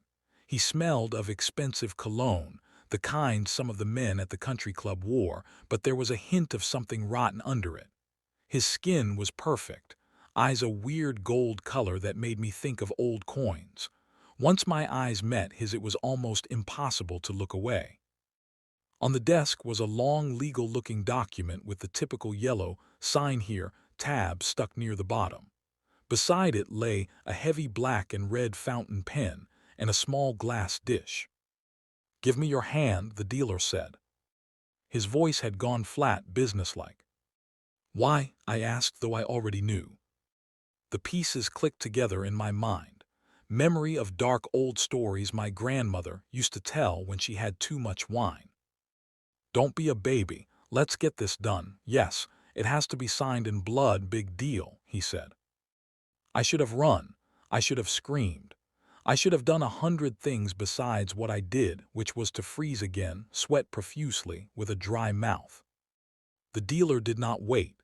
He grabbed my right hand, his hands like iron, and in one smooth, practiced motion he stabbed my index finger hard with the fountain pen. The pain was sharp and immediate. Blood welled up and he turned my hand so it flowed into the glass dish. The moment the blood touched the glass, it turned black and bubbled slightly. Not dark red, not maroon. Black, like oil boiling in slow motion. Something roared in my ears. I could barely hear him when he dipped the pen into the dish, then pushed it into my hand. "Just sign here, and you and your parents will be happy for the rest of your life. Do it now." I knew he was telling the truth. That was the worst part. I could feel the promise in his voice. Easy days, effortless wins, the same invisible hands that had been carrying me all along. "Hurry up and sign," he shouted. The roar in my ears was building to the level of a hurricane. "Just do it." My arm rose on its own like someone was pulling it up by the elbow. The pen felt heavy in my fingers, the nib already wet. Somewhere under the noise, a tiny part of me thought about the word lifetime. Then I thought about my future kids, faces I could not see yet, and a cold little voice inside said, "What about the price?" With a scream, I did the only thing I could think of. Using every bit of strength I had gained from every sprint, every weight lifted, every lap swum, I used that power to bring the pen down as hard as I could on the back of his hand that was holding the edge of the contract. The pen sank in like it was going into soft clay. The dealer made a sound that was not human. The lights flickered. The air seemed to tear. His blood erupted from the wound and hit my face. It was hot and smelled like something from the bottom of a swamp. His eyes went wide and then wider, the gold burning into something so bright I had to look away. I heard footsteps behind me, my mother screaming, my father shouting something I did not catch. The room spun, then stretched, then snapped back. When I opened my eyes, I was on the floor. The dealer was gone. The only sign he had been there was a light scorch mark on the carpet behind the desk. My finger was still bleeding. From the hall I heard my mother sob, "What have you done? What have you done?" over and over. My father said nothing at all. People think curses are fireworks. Big, loud, obvious. My curse turned out to be more like a slow leak in a tire. Things did not explode. There was no lightning bolt, no swarm of insects, no demon leaping out of the ceiling vent. The dealer vanished, that was all. One second he was there, making that awful sound, and the next there was empty air and the smell of burned matches. My parents did not comfort me. "You stupid girl," my mother whispered. "Do you have any idea what you have done to us?" I wanted to tell her I had done it for my own future kids, for a life that was mine, for a choice that was not made with a pen full of someone else's blood. But I just held my bleeding finger against my dress and stared at the mark on the carpet where the dealer had been. Nothing looked any different. The next morning my dad's car would not start. It was a small thing, but the way he looked at me when he came back into the kitchen made me go cold inside. Dad's big investment went sideways a month later. Some tech company that had looked like a sure bet evaporated overnight, taking most of his liquid cash with it. I heard him yelling about it from my room. The future narrowed. For me, no Olympic trials, no glossy magazine covers, no corporate headhunters courting me at fancy dinners. Just a stack of applications and a quiet little job at a not-for-profit corporation that helped kids in rough neighborhoods find safe places to be after school. The pay was not great. The work was hard. I came home tired in a way I had not known before, bone deep, with a head full of other people's trouble. But when I lie down at night, I felt something I had never felt in that big cold house growing up. I felt like the day had been mine. My parents did not attend my college graduation. By then Dad was busy with lawyers. The embezzlement charges had taken shape, then solidified, then locked around his ankles. His talent for getting away with things had run out. Turned out when luck leaks out of your life, auditors can see everything you thought you had buried. Mom had moved to a small townhouse across town after the divorce. She worked part-time at a boutique and told anyone who would listen that her husband had ruined her. She did not mention the deal her grandfather had made, or the one I refused. When I visited, which was not often, she looked at my clothes, my hair, my tired face, and sighed. "You could have had so much more," she said once, standing in the narrow kitchen making coffee that came from a can instead of using a gleaming machine the size of a microwave. But the good things came on their own too. They felt different. They felt earned. One of those good things was my daughter. She was smart, but it did not come as easily. She had to study. She had to practice. She did not coast through races on legs that never seemed to tire. She tried out for track and made the team, but she was always in the middle of the pack, never at the front.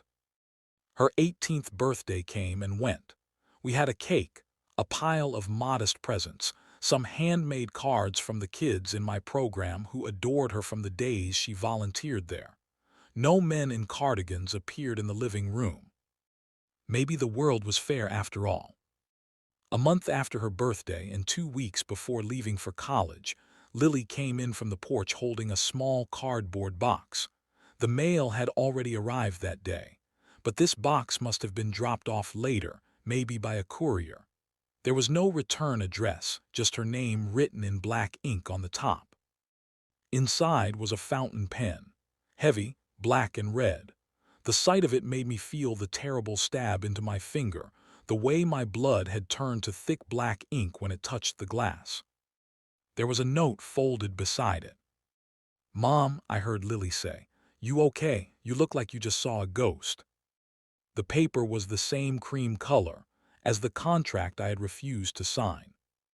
The writing on it was neat and precise. Not my father's, not my mother's, not anyone I knew. The note said only, "See you soon."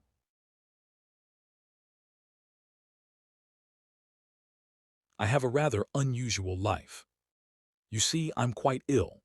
So ill that my husband has hired an entire staff to tend to me in the house, because there is so much I cannot do anymore. Every morning, one of my attendants wakes me up and brings me my breakfast and my medication. So many pills that I have to take, but they do seem to help.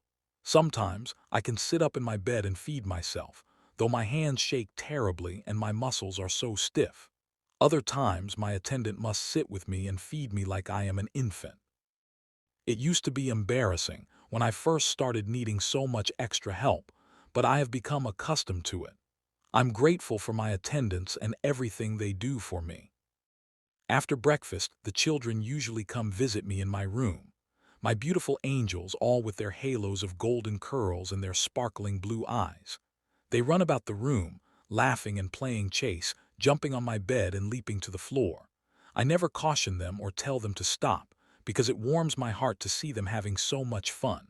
I have 3 Bobbies, and they will always be my Bobbies no matter how much time passes. My oldest, Jocelyn, is 8. She is starting to look so much like me. I think, with her sharp, pointed nose and her delicate brows, always furrowed in thought. Her cheeks are starting to lose the chubbiness of childhood, and my heart aches to see her growing up so fast. Simon is my middle child and my only boy, and what a boy he is. Wild, unbothered by the rules my husband and I tried to enforce so many times over the years. He has my full, pouty lips, and I can tell that when he is older, he will have his father's strong brow and jawline, and he's only 6 years old.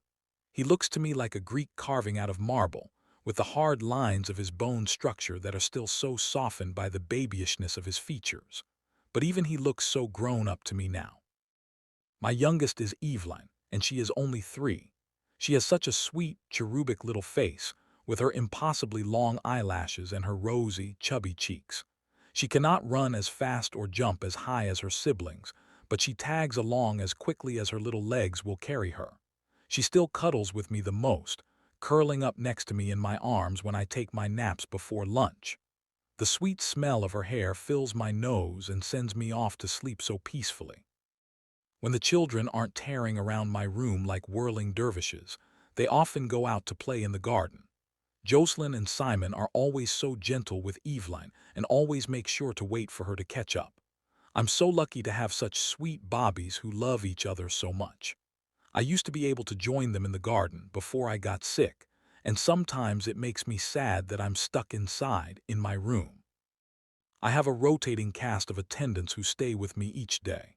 Understandably so, since I imagine that they all have families to get home to once their shifts caring for me are done. My husband has insisted I have care around the clock, so I have 3 different attendants each day for each shift: morning, evening, and overnight. My attendants help me shower every morning and help me get dressed each day. It means so much to be able to wear clean, fresh clothes every day and not rot away in bed wearing the same gown for days on end. Tiffany, who is one of my favorites, will brush out my long hair and do it up in a lovely French braid for me. I only see her twice a week, though, and the other attendants don't seem to want to bother with my hair. It can become quite tangled by the time Tiffany comes again, and she will spend so much time patiently and gently teasing the knots from my hair. Sometimes she'll murmur as she combs and braids, "Miss Margaret, where are those beautiful Bobbies of yours?" I always tell her they must be elsewhere in the house, perhaps playing with their dollhouse or sprawled in the playroom reading books. Tiffany always clicks her tongue and doesn't say anything to that. Of course, in addition to my attendants, I have my doctors. Dr. Phillips is a tall, thin man with graying hair cropped close, and big, thick-framed black glasses that always look precariously close to sliding right off the end of his long nose. Dr. Phillips comes to see me every day after lunch to check on me and ask me how I'm feeling. He usually gets the same answer from me every day. Dr. Wilcox, who told me that I can call her Jennifer, is a doctor for my feelings.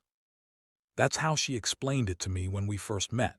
She said that being so sick can bring up all kinds of negative feelings, and she wanted me to feel comfortable sharing with her if there was anything I was struggling with.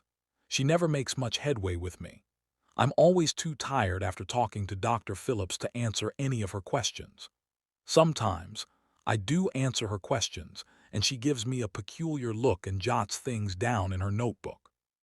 I don't know what she does with that notebook after she leaves my room, but I think I'd like to read it someday. Everyone who cares for me wears a uniform. I guess it is mandatory for the agency that my husband hired them from. The only person who comes to see me who never wears a uniform is my friend Allison. Allison always brings her dog, Fig, who is a huge, auburn-colored golden retriever. The first time I met Allison and Fig, I could tell Allison was a little apprehensive. She held Fig's leash tightly in her fist, though you wouldn't guess it from how the leash dangled with plenty of slack. But I noticed these things. Allison said something under her breath to one of my attendants as Fig approached me in my chair. The dog walked right up to me and placed her giant, blocky head right in my lap, looking up at me with her soft brown eyes. I lifted a hand and gently patted her head, and then scratched behind her ears, and she closed her eyes and let the full weight of her head settle against my leg. I saw Allison's grip on the leash relax, and I heard her quietly mutter, "Figgy is a great judge of character," to my attendant, who shrugged his shoulders and then looked away, almost irritated. After that first meeting, Allison has brought Fig to visit me every week. If I'm in bed, Fig will jump up and lie beside me, warming me with her silken auburn fur. Allison will always pull up a chair and sit next to me, and she always makes small talk about the weather or tells me a funny story about what Figgy has gotten up to since the last time we met. Allison even reaches out and holds my hand sometimes and gives me a knowing look. She once asked me why I'm sick, and I told her it was better for both of us if she didn't know. But that didn't scare her away. One day, that same attendant, who was there during my first meeting with Allison and Fig, pulled up a chair rather closer to me and Allison than he normally would, and opened up a newspaper to read. The big headline on the front read, "Father of children missing for 3 years petitions to have them officially declared dead." A sad story, to be sure. A picture of the father with his children, all beaming at the camera, took up most of the front page. My husband has to travel so much for work that he is rarely able to visit with me. When he does, he often meets with my doctors and they discuss things in hushed tones. I catch snippets as they speak. No progress, no new information, different medication. My husband has control over my treatment because my illness often makes me too tired and disoriented to be able to consent to any changes. My husband has learned only to come visit me before 5 p.m. because there have been one too many visits after dinner when he had come into my room to see me, and something awful has come over me, and I have attacked him. Lunged out of my bed or my wheelchair with my hands outstretched, clawing for his throat and eyes as my attendant springs into action to restrain me. Whenever this has happened, my husband refuses to meet my eyes with his, afraid to look at me and acknowledge the real reason why I want to kill him, a reason only he and I will ever know. You see, my morning medications really start to wear off after dinner, and I can't have my evening doses until 7 p.m. As the afternoon turns to evening, I feel my symptoms start to come back. My vision, blurry and unfocused during the day, becomes sharper. The golden light that bathes everything darkens and becomes cold and blue, throwing everything into harsh relief and making my surroundings feel unwelcoming and clinical. My head, so foggy and sluggish all day, begins to clear, and my memories start to come back. I see my attendants for what they really are, employees begrudgingly tasked with watching over me, rather than dedicated and compassionate caregivers. The worst, though, is my children. When they come to visit me after dinner, they no longer look happy and angelic and full of life and laughter. They no longer look the way I want to remember them. Instead, they look the way I am forced to remember them. Jocelyn's scalp is half ripped away from her skull and her left eye is missing. Blood stains her nose and mouth and she has thick purple bruising around her neck. Her head hangs at an odd angle, and her legs can only shuffle her forward as she tries to walk on compound fractures with shards of bone piercing her skin. The entire left side of Simon's head has been completely caved in, and he spits and sputters bubbles of blood as he struggles to draw in raggedy breaths. His ribcage is crushed and splintered, and his lungs flap uselessly against his chest wall. And Evelyn, my poor, sweet baby girl, too young to even understand what was happening to her. Her eyes are black, filled completely with dead blood. Her tongue is huge and purple and protrudes from her mouth. She, too, bears thick bruising around her neck, although this is barely noticeable due to the fact that she now carries her head in her tiny little hands because it was ripped completely from her shoulders. They all come to me and stare at me, crying, "Why, Mama?" It used to drive me mad at first, and more often than not when they showed up to haunt me, I would claw so deeply at my arms as I screamed in anguish that I ended up bound to my bed in padded restraints, while a nurse administered an injection to put me to sleep. Now, I just cry silently. I don't look away, because my bobbies deserve to be seen, but my heart shatters into a million pieces over and over again every night when they come to remind me of what I've done.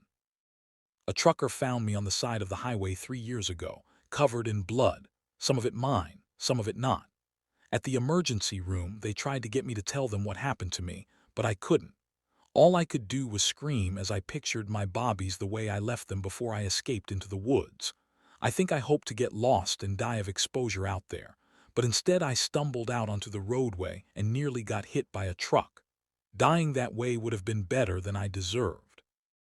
When the police showed up to question me, the emergency room staff were confused. But then the detective explained. My husband had reported the children, and me, missing that morning after waking up to find the house empty. He told the police that I hadn't been well lately, hadn't been taking my medications, and he was worried that I may have harmed the children. The police knew as much when they saw me on that gurney, covered in my children's blood, and I couldn't speak to tell them what had happened. They finally sedated me to get me to stop screaming, and when I woke up I was handcuffed to the bed rail, and a cop sat in the corner of my room, staring me down. They took me to court, but I was found to be incompetent to stand trial.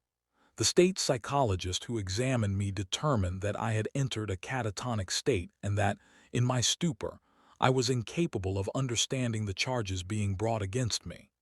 And that's how I ended up here at Willow Grove, the highest security forensic psychiatric hospital in the state. Imprisoned amongst others deemed incompetent to stand trial, like me, or those who were found not criminally responsible, which is the technical term for not guilty by reason of insanity.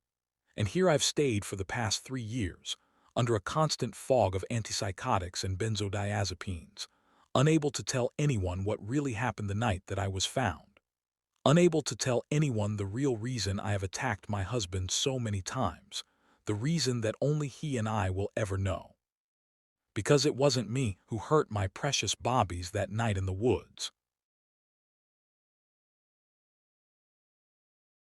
I work as a pizza delivery driver. Some deliveries have red flags for special rules. Series.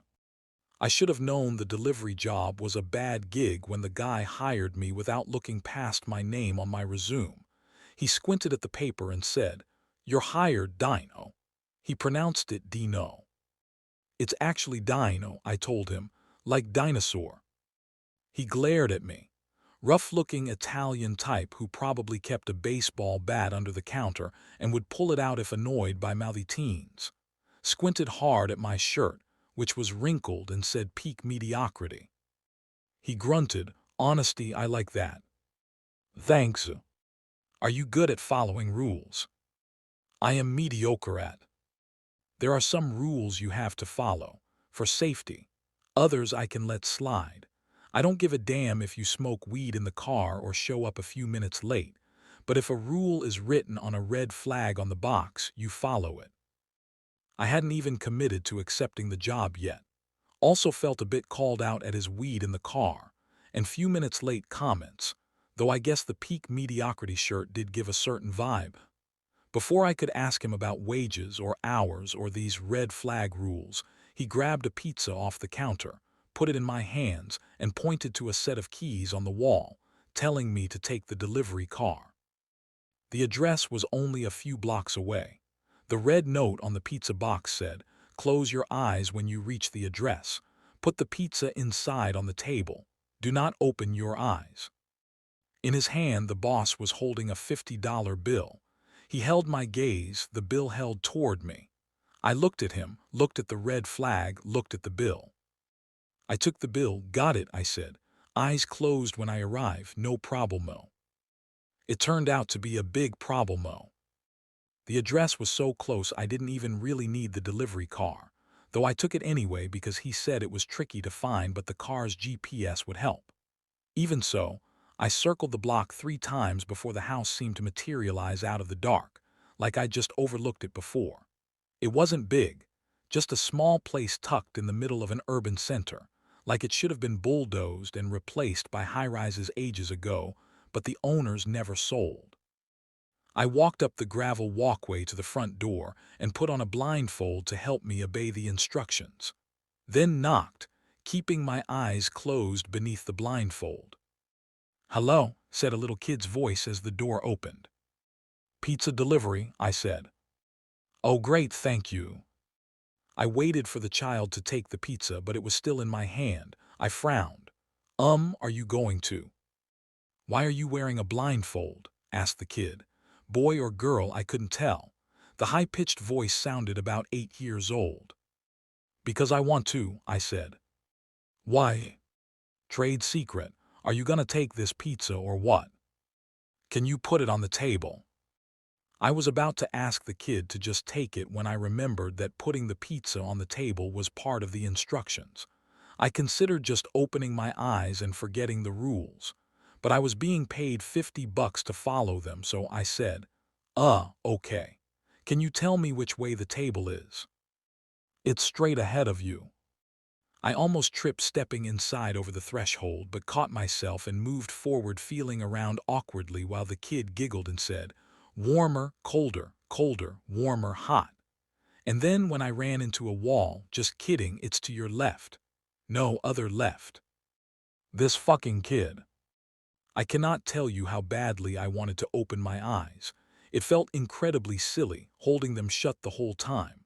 Finally, I found the fucking table and set down the pizza, but by now I'd lost sense of direction. I inwardly groaned as I heard myself ask, trying not to let my exasperation show, "Which way is the door?" The kid giggled.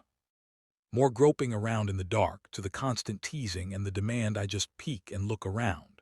I was seriously tempted, but by this point it was just a battle of wills. I spent 5 minutes uselessly following the kid's circular directions before I wised up and went straight until I hit a wall, then groped along it until I found a door. The door opened to another room in the house. I could tell because the carpet continued inside, and also by the smell, which was sour. Rotten. Just a whiff was enough for me to shut the door and wrinkle my nose. I continued to feel along the walls, and finally I found the door to the fresh outdoor air. I was stepping down when... Wait, I forgot. Mom and Dad said to give you a tip. A tip? Greed waged a battle against better judgment. As anyone who knows me can guess, greed won handily. I turned back around and held out my hand. "Here," said the kid. I felt a crumpled bill graze my fingers, but it fell to the ground. "Oops," said the kid as I swore and dropped down, feeling around. I grabbed the bill, quickly pocketed it, and felt my way out of the house. "Bye," said the kid. "Enjoy your pizza. Thanks for the tip, kiddo," I said. Then I turned away, taking several steps before opening my eyes to the street and running. Took off my blindfold, dove into my car, and sat there panting, wondering what the hell had just happened. The moment the kid dropped the cash, I'd bent down to snatch it, feeling around on the carpet. But just for a split second, in reflex, my eyes had opened behind the blindfold, just enough for me to see through a gap beneath the bottom of the cloth. And I'd glimpsed the crumpled bill next to the hairy toes and large foot of an adult man. Not a 7 or 8-year-old child. I'd shut my eyes while the kid voice came out of whatever adult body that was and said, "Oops," and I'd pretended to still be blind. When I got back to the pizzeria, I finally checked the wadded-up bill, and it was a $70 total, and I'd spent about half an hour, though it had felt like a lot longer that I was playing blind man's bluff with that fucking kid. Man. The boss said, "Next one's ready for you," without looking up from the dough he was kneading, and I just stood there, staring at the pizza on the counter with the slip of paper on top of it. At my prolonged silence, he finally glanced over and gruffly said, "You followed the rules, right?" Yup-ish." "The fuck's a yuppish?" he glared. "You either did or you didn't." "These rules, what happens if you don't follow them?" I asked. He sighed, "Go home." "Wait. Go home. I can't have employees who can't follow simple." I followed them. It's just a question. I'm just wondering, why the odd rules. Why you had me deliver a pizza to a little kid while keeping my eyes closed.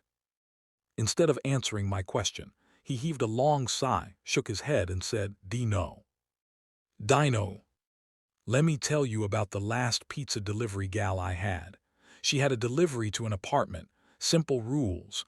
Door will be unlocked. Leave the pizza on the coffee table. Touch nothing. Take nothing. But she took something. So she stole, I said, from this apartment.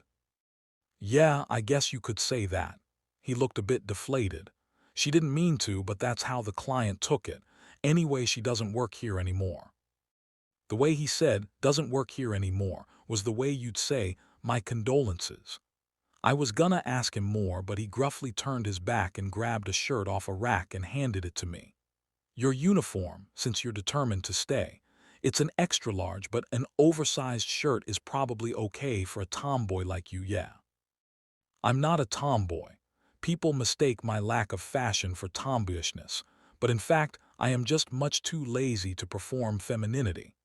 I pulled the oversized t-shirt on over my peak mediocrity shirt, and I could have fit three of me comfortably in here. The boss gave me a thumbs up and lied that I looked great and handed me the next pizza and said, "Just pay attention to the red flags. Pay is good. You can last a long time here, but you gotta follow the rules." I looked at the pizza box. On it was a red flag with the simplest of instructions. Door will be unlocked. Leave the pizza on the coffee table. Touch nothing. Take nothing. The job that got the previous girl fired. Challenge accepted. Mainly due to the $100 that was also in his hand, and the fact the address was only a 15-minute drive.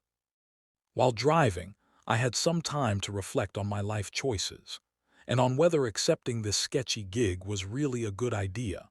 Not that I had many options, with rent due and my parents telling me they couldn't keep sending me money if I couldn't keep a job.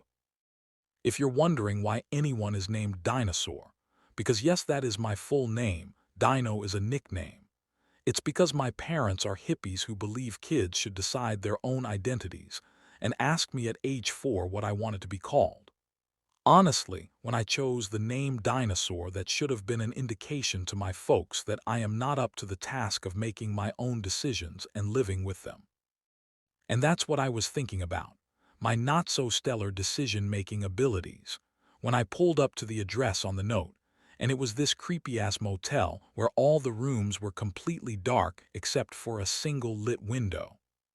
If I were a serial killer and gonna hide a body at a motel, this is the one I'd have done it at. Briefly, I considered pocketing the $100 and running, just not delivering that pizza and not showing up for work. I looked at the note, door will be unlocked, leave the pizza on the coffee table, touch nothing, take nothing. Okay, Dino, I told myself, come on, even you can follow directions this simple. I got out of the car, snatched up the pizza, and headed up the darkened stairs, the metal steps resounding under my boots. Walked out along the walkway, counting the rooms, shining my flashlight to see the numbers because, again, this place was pitch dark, all except that one lit window. And of course, that was the one that matched the address. Room 213. I knocked, no answer. I knew I was supposed to go in, but I was irrationally, or totally rationally, nervous. After waiting a few seconds, I tried the door, and it swung open easily. I wasn't prepared for what was inside. I stepped into my own apartment. It made no sense. This was MY's shitty little studio, exactly the way I'd left it this morning. In the far corner, my unmade bed on the floor, right down where my expectations tend to be. My dishes were in the sink in the tiny kitchen, starting to smell pretty bad because it was day 3 of avoiding them. I could and definitely would make the stack higher, though. Beside the door was the trash I forgot to take out that morning. I could have taken it right now. Touch nothing, take nothing. I stood there holding that fucking pizza box in my hand, looking at my own apartment. Was this a joke, a test, a delusional episode? Was I high? I tried to remember if I was high. Didn't think so. I stepped inside, walked over to the coffee table with this morning's plate still with crumbs on it and half a can of an energy drink, set the pizza down amid the mess and stepped away. And I realized it wasn't quite my apartment. Close, but not exact. That was a different plate on the coffee table. A generic white plate, not the exact chipped one that I always used that I got at a thrift store as part of a set. The dishes in the sink were similar but not my exact dishes. The coffee table was the same brand but newer, not the free one I pulled off the curb. It was like someone took a picture of my apartment and recreated a slightly more generic version of it. But it wasn't my home. Weird, creepy. I had a lot of questions for my boss, but at least I knew it wasn't actually my place. I was about to leave when I saw it. And this time, oh, this wasn't a replica. It was the urn that held my dog's ashes. Literally the only thing in my apartment I cared about. All I had left of Daisy, with the handwritten messages from me and my siblings saying goodbye. I had every loop and swirl of our handwriting memorized. Whoever this customer was, they'd taken this urn from its sacred place on the electronics cabinet next to the router and PlayStation. Look, it's a small apartment. But it was mine. I started to reach for it, then I stopped. I kid you not, I thought I heard a dog bark outside. Anyway, the dog barking was enough of a distraction for me to remember the red flag. And did I really need that urn to sit on my shelf? How long would it live there? The rest of my life? And did Daisy even care at this point? No, of course not. Daisy, when she was alive, would have given it one sniff and ignored it. So perhaps it was time to pay attention to the red flag and step back outside. Maybe the dog barking was a sign I should leave it. So I stepped back outside, closing the door of my fake apartment behind me, and headed back down the metal stairs. I was approaching my car when footsteps brought my head up. "Hey girl," rasped a voice behind me. I turned around. The girl leering at me wore a t-shirt with the same pizza delivery logo as mine. She was about my age, but her skin had a grayish, mottled color. She definitely smelled, even at a distance, like something rotting. Around her neck she wore a choker necklace made of some sort of black, spiky material. Dinah, wasn't it? You might make it longer than the last girl. She held something in her hand, the urn with my dog's ashes, but as she held it up it blurred and unfurled into something black and spiny. It looked like a necklace similar to the one she was wearing. She winked at me and said, "Do me a favor since you have this chance. Get a uniform in your size. I prefer to look good when I wear someone new. Oh, and don't always trust the boss. There's a red flag for him, too." I got out of there quick. Now, I'm sitting in a parking lot in the delivery car. And I'm trying to decide if I should head back to work. Obviously, I need to return the car, but beyond that, should I just quit? I still need rent money, but after meeting the previous girl, maybe moving back in with my parents is the better option. Maybe I'll do just one more delivery. If I don't update, might mean I'm saying hi to Daisy again sooner than I expected.